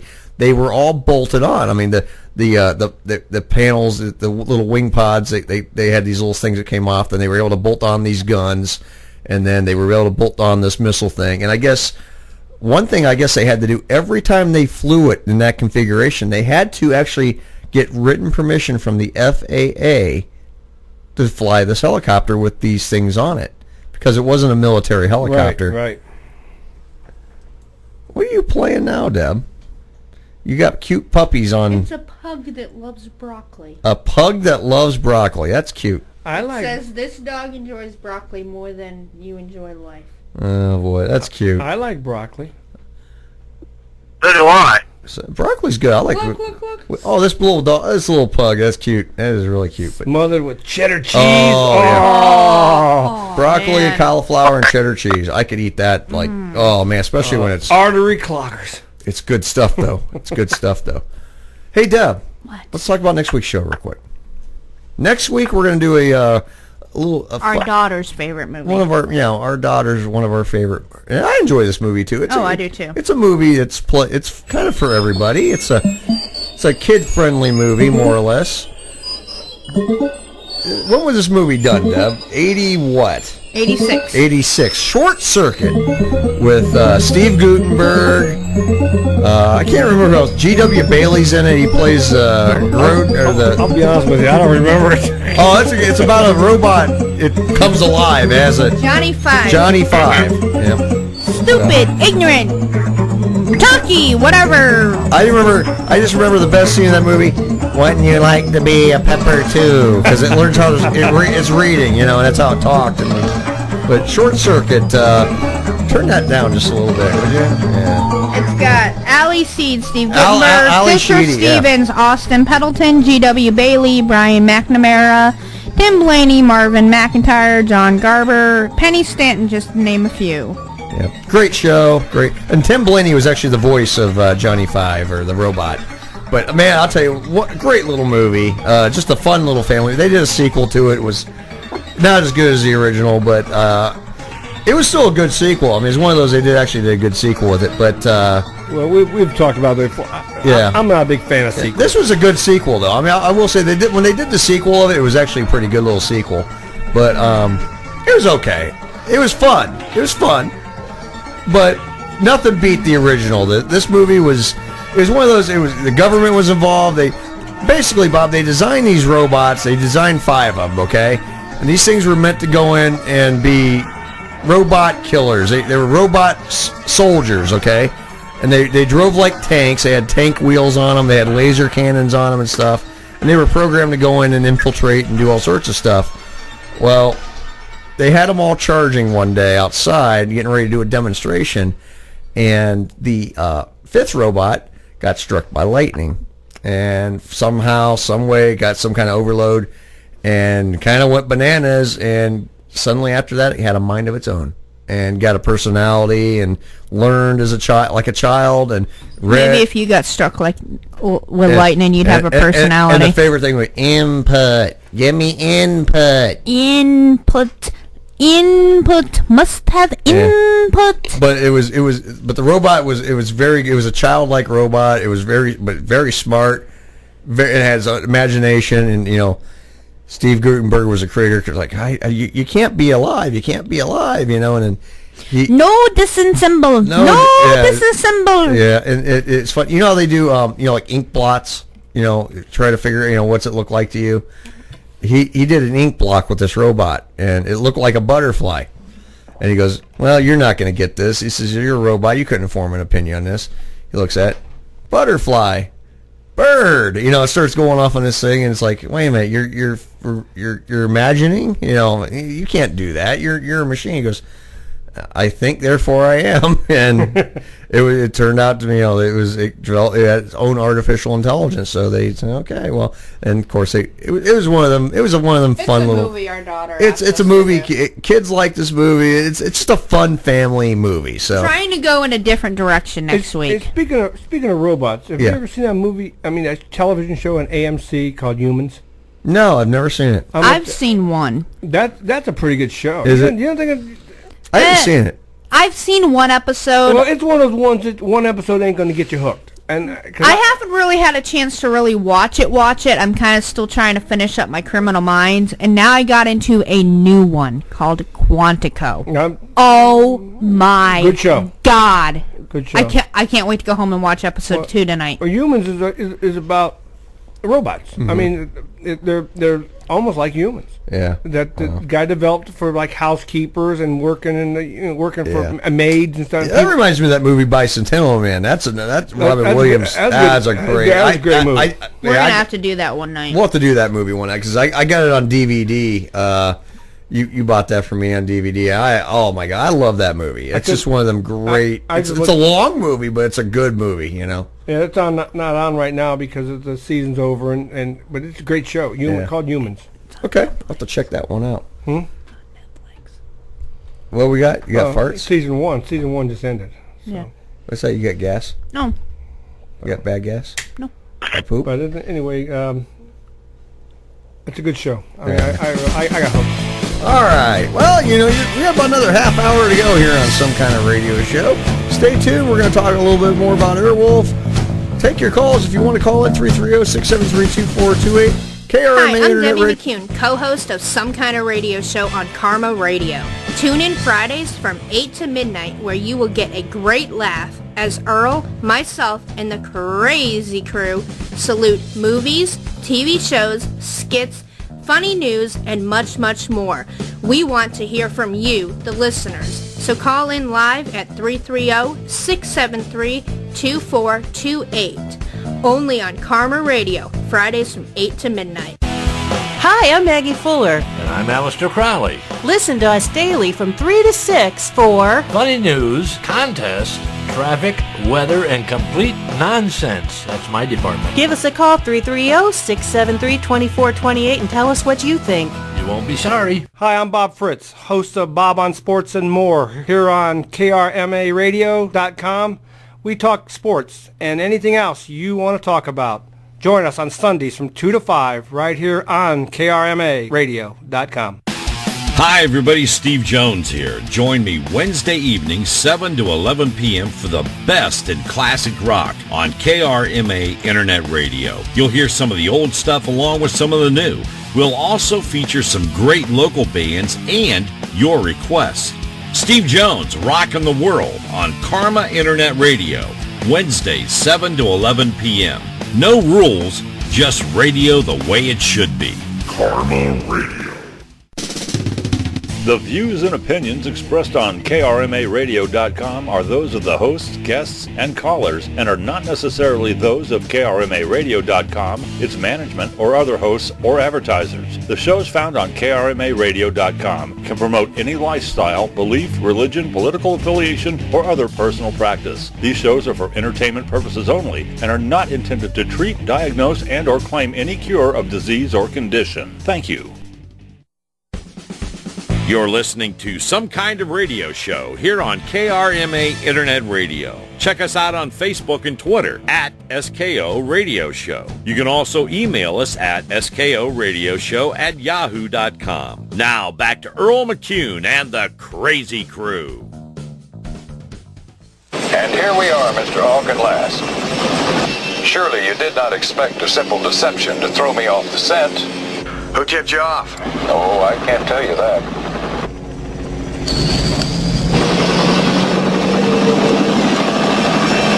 Don't try it, Hawk.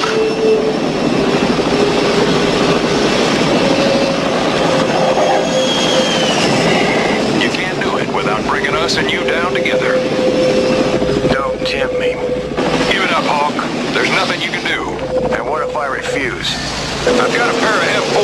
on a high cap.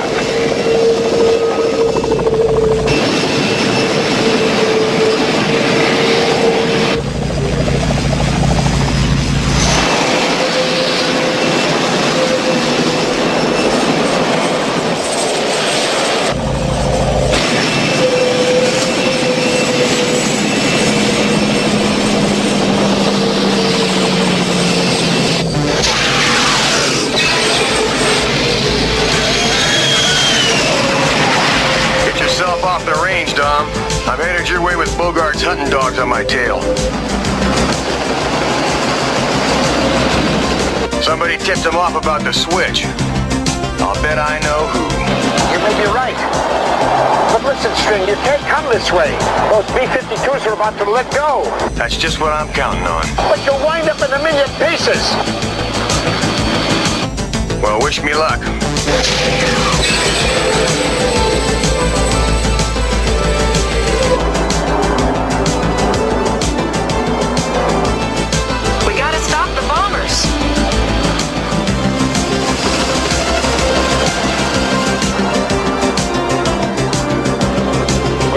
Bombing zone, Mr. Bogart. Keep after him. Black Leader, this is Silver One. We have the target at sight and we'll stay with him.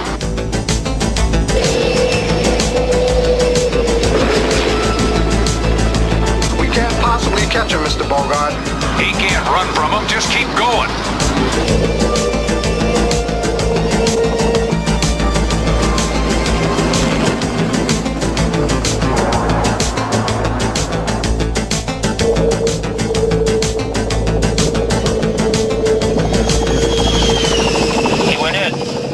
It's a bluff. He'll pull out.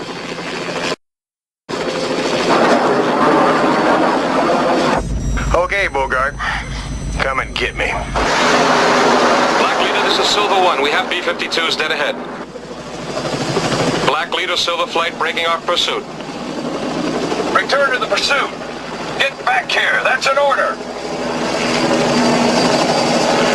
This is your last chance, Hawk. You can live or you can die. Either way, I win. Just listen to that man, Colonel. He's out of his mind. You've got to send that cancel code to those bombers before it's too late. Ash, what are you doing? I'm sorry, sir. Give me that mic. That's an order. I have to relieve you of your operational command, sir. Mr. Bogart will make the decision on the bombing run. Who the hell is Bogart? He's the Undersecretary of the Department of Public Security and my boss. Black Leader, this is Nash. What are your orders on the bombing run? Do not cancel the bombers. It's Hawk's choice. Let him die with it. Colonel!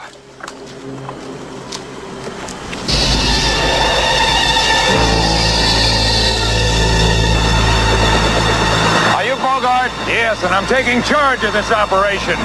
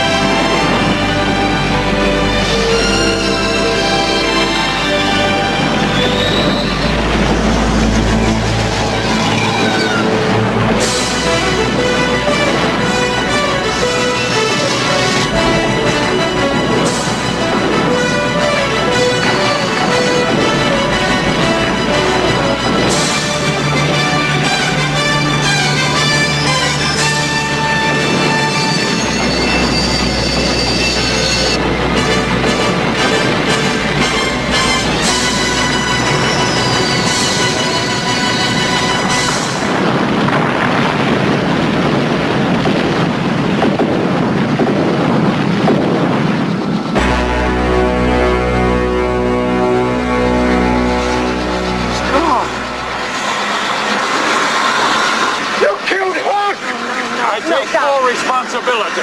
You sure will. Try to arrest these two men. No way you can hold me. I got a room with a padlock. What more do I need?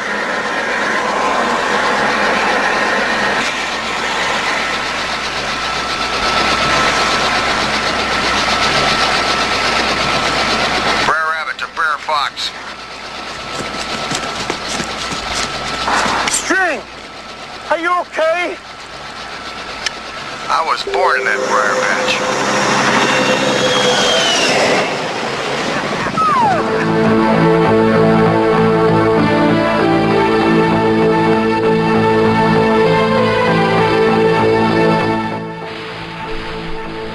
All right, we're back here on Some Kind of Radio Show. It's been a great salute to Airwolf tonight. A lot of great clips. The last clip was for one of my absolute favorite episodes. It was the episode. God, now I can't remember the name of it because I'm so tired. The episode, the Snare Wolf.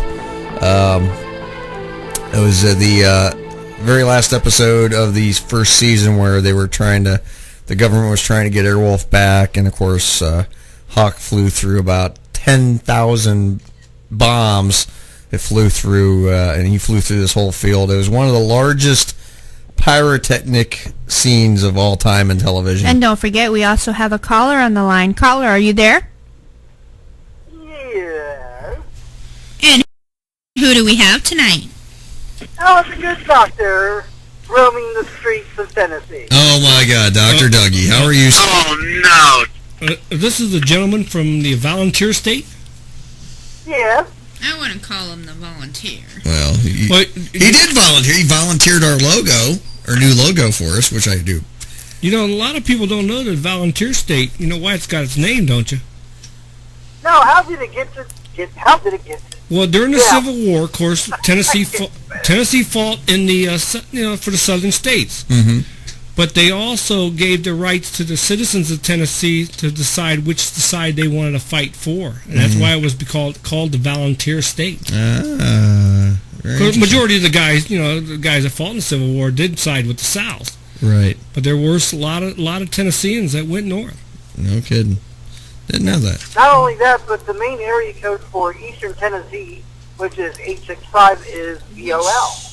War did it gain its nickname? Bet you don't know. It wasn't the Civil War. Really? Probably the... Tennessee is known as the volunteer state, which is a nickname it earned during the War of 1812. Because of the prominent role played by volunteer soldiers from Tennessee, especially during the Battle of New Orleans. And Andrew Jackson. Yep. Let's see, Mike was around during the War of 1812. Mike was around. Mike's mole was around in 1812. That's like That's like Mike. West Virginia. It was formed. It was the only state formed during the Civil War. Yep. Because the people in Western Virginia fought on the north side. Yeah. Wow, didn't know that. We didn't like them no more. So the government took that western part of Virginia, which at West Virginia was Virginia up until the Civil War. No kid, I never knew that. That'd have been one. That was a big state at the time. Go ahead, John.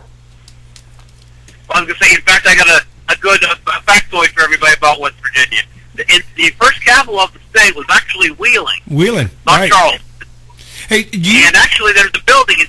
Go ahead. There's a building in downtown Wheeling that actually has a stove that says Wheeling, Virginia on it. Oh, no kidding, really? Hey, yeah. Do you know that Wheeling is really in Ohio? We did this before. But go ahead. Okay, let's see how many. Okay, you guys want to play nicknames? Let's play nicknames. Hey, you know that bridge that connects Wheeling to the Wheeling Island, the big suspension bridge? Correct. Well, you know that guy that built that bridge was named, I think it's Jonathan Ellett from the Akron area. No. Built that bridge. No kidding. Correct. Yeah. Yes. All right, let's see how many of you guys can get of these. All right. All right, New Mexico. New Mexico. What's the nickname? You can see the screen. No cheating. I can't see the screen from here, Deb. Jeez, that print's so small. The land of enchantment. Bob's got it. New York. The Empire State. Empire State. The Empire State. Yep, I knew that one. Go ahead, Deb. Give us some more. North Dakota. North Dakota, I would say... Oh. We're not the Dakota of the South. North Dakota actually has 3. 3? I couldn't guess. Go ahead, Deb. Read them off. Peace Garden State, Flickertail State, or Rough Rider State. I like Rough Rider. Rough Rider sounds more appropriate. Ain't that the state Brokeback Mountain was made in? Yeah. You would know, Mike. Oklahoma. Sooner State. The Sooner State. Oregon. Timber State. No. No? The Duck State. No, you already guessed. The Suck State. I was just trying to go along with the Ucks. I would say the what's probably the Falls. No. It's an animal. The Beaver State. Good job. Beaver. Yeah. There's Beaverton, Oregon, which is the home of Pennsylvania. Keystone State. Keystone State. Rhode Island. The tiny state. The Ocean State. Or also the... Also the all what? I know is about Ocean State because license plate says Ocean State. Yeah, that's all I know on it too. Plantation State. Oh, really? Why was it be a plantation state? Is derived from the state official full name, the state of Rhode Island and Providence Plantations. Oh, I didn't know that. South Carolina. Palmetto State. Correct. What is it? Palmetto State. Palmetto. It's a tree. Palmetto. Okay. What else you got, Deb? All right, let me... Oops, hold on. Hold on. What's Ohio? Buckeye State. Common sense! If you don't know that, you're dumber than a doorknob. Okay, I've got one. All right. You may not have on the screen. What about Arkansas? The Razorback State. Nope. Wrong. Arkansas. No, the natural state. Oh. Yes, Deb got it for $50. All right. Alabama. Oh God! Don't I want to talk about? That's the lack of dental state. No. Isn't it like the Crimson Tide State or one of the flowers or something? No. Sunflower. Okay. All I remember from Alabama is Roll Tide. That's what everyone said down Yellowhammer State. Well, what's that got to do with the Crimson Tide? Alaska. Yeah. There's 2. The cold-ass state. Last Frontier. Okay, what's the other one? Cold as heck. Anyone else? Parka. The second to last state. Land of the Midnight Sun. Yeah. Oh, yeah, because the 24-hour sunshine. Arizona. Hot as hell. Grand Canyon State. Okay, or... You know Phoenix was 105 yesterday? What was that? The other one's an element. Oh, is it, No, not an element. Periodic. Member of the periodic table. That's an element, Deb. That's an element. Well, when you say element, people could think you mean earth, wind, fire. Or school. Yeah. is it the... the Diamond State. No, Copper State. Yes, Copper State. Copper State. Yeah. Copper State. Copperfield. I like a Copperfield. California. The Broke State. Wow. The state of Land of craziness. the state of confusion. Yeah, The state of yeah, no, the land of, no, that's the land of confusion. Oh well, they're in a state. Oh yes, 1986. Yes. Seriously, you guys ought to know what California. Yes, Colorado. The Buffalo State. The awesome state. The mountain state. Colorado. The weed state. Rocky Mountain Drive, baby. Colorado's got 2. Rocky Mountain oysters. Joe Denver knew what he was talking about back in the day, wasn't he? Yeah, Hey, come on, we're playing a game, guys. He flew. He flew right into the mountain. Colorado is Centennial State or Colorful Colorado? Colorful Colorado. Yeah, I'm sure they get colorful. Yeah. Connecticut has 4. 4. The Nutmeg State. That's 1. They can't make up their mind. Wales. Wales State. No. For Constitution State. 2. Okay. That's the one on their license plate is Constitution State. The state of mind. I have no idea otherwise. I don't have any idea. The last 2 are Provision State and Land of Steady Habits. What? I knew that when I was getting ready to say it. Mike likes a steady. Okay, Mike has a steady Delaware has 4. Yeah, we all got steady habits. Delaware, the main one's the first state. Okay, the second. State. This one goes back to whoever was a dummy when they should have said Copper State. The Diamond State? Yep. 2 more. Is there diamonds in Delaware? Yeah, It was given by legend by Thomas Jefferson. I was at a strip club in Wilmington called the Diamond Bar. Okay, what's the next 2? Too bad it was a male strip club. We had to bring in coal as a cover charge and take it to the dancer and shove it, All right. The other 2 is Small Wonder and Blue Hen State. Oh, Small Wonder. That should be the Mike Malone State. Don't talk about my penis on the air. Hey. You can say penis on the air. All right. Hawaii. The Aloha State. Okay, Idaho. Idaho has 2. Idaho. Well, we know you're a hoe, but I'm not a hoe. Well, you said Idaho. You the pimp. The potato state. No. The potatoes. Idaho would be the Silver State. No.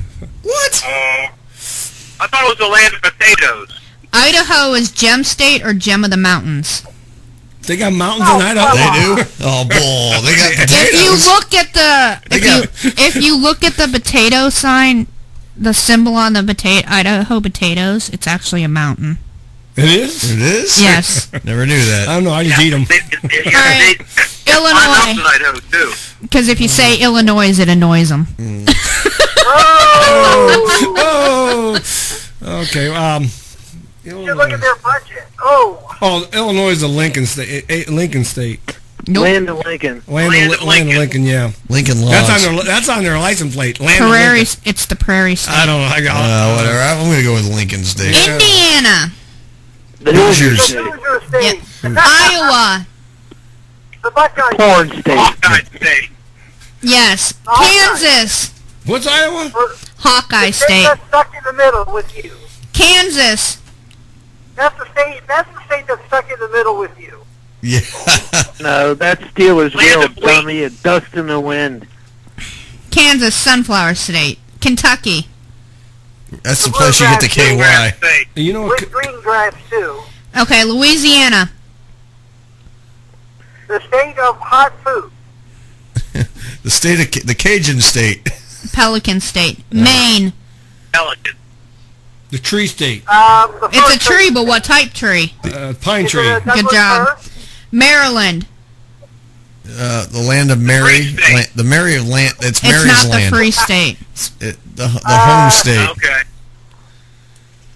The brave state. No. It's the old line state. The old line. What's the new? Massachusetts, and there's two of them. Massachusetts. Massachusetts. Yeah, there's two. A lot of mass behind the ass. Clam chowder. Penny and Brazier. Bay State and Old Colony State. Yeah. Michigan. The Wolverine State. The Wolverine State. Okay, or what else? There's one more. It's the glove with the stingy when on the you top think state. about it. You know where you living? You don't mention that. Yeah. State here in Ohio. Great Lake State. Oh. Minnesota, there's two. Twins. Land of 10,000 lakes. Okay, land of 10,000 lakes. What's the other one? The Wet State. That's usually what happens when she's horny. It's a direction, but it's not. Oh, the North State. The North Star. Good job. Mississippi. The state where there's Magnolia State. Good job. Missouri. Show me state. Oh, show me state. Montana.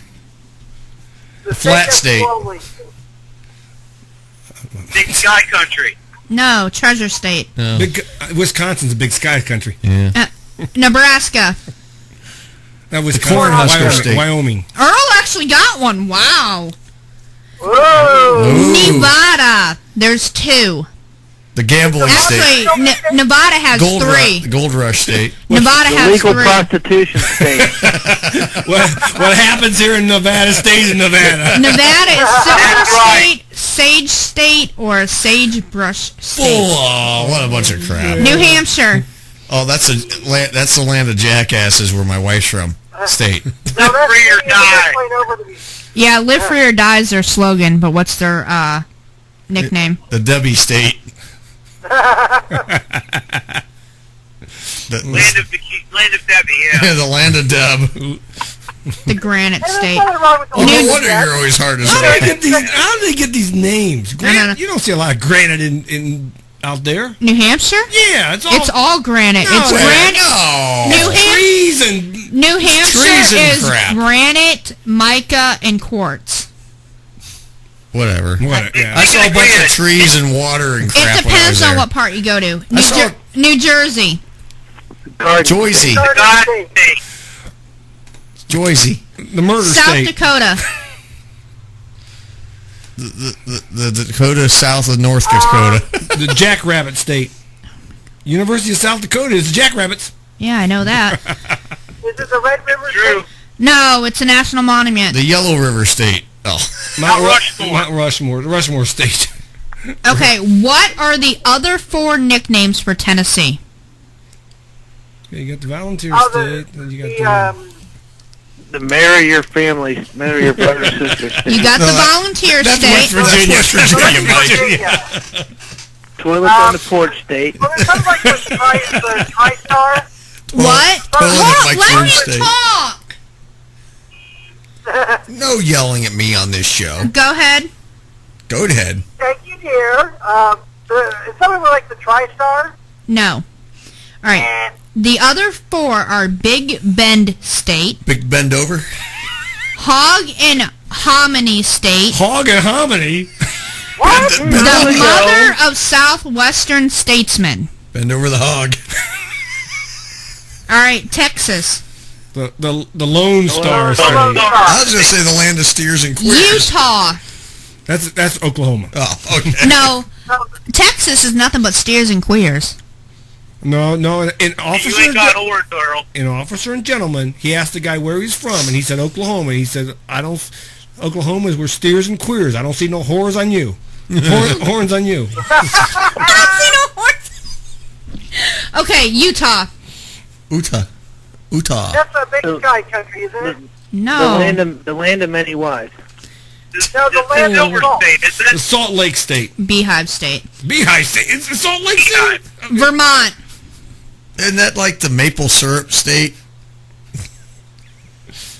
Vermont. No, I thought it was cheese, like also cheese. Or is it the land of good beer? I Green don't know. Mountain State. Vermont does make a lot of craft Okay, beer. Virginia, there's 2. The state that got its ass chopped off. Yeah. It's the ass chop state. Yes, I saw it again, I think. That's the ass crack It's state. Old Dominion State and Mother State. Washington. Mother State. What about the Father State? Yeah. That's Washington. No, Washington's the Evergreen State. Oh. West Virginia. The other state. Wisconsin. It's another animal. The cheese state. The goat state. Badger State. Good job. Wyoming. That's the horror Cowboy State. Or horror seat. Equality State. Equality. Equality state? No, it says equality. Spell it. Unless I mispronounced it. It's equality, duh. All right. You have been listening to Some Kind of Radio Show here on KRMA Internet Radio.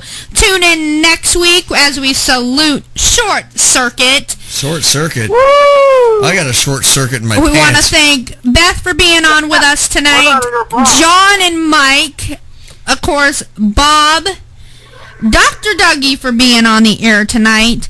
You want to thank me for hosting the show? Earl. Thanks, Earl, for doing a good job as host, as always. Thanks, host Earl. Yeah, thanks.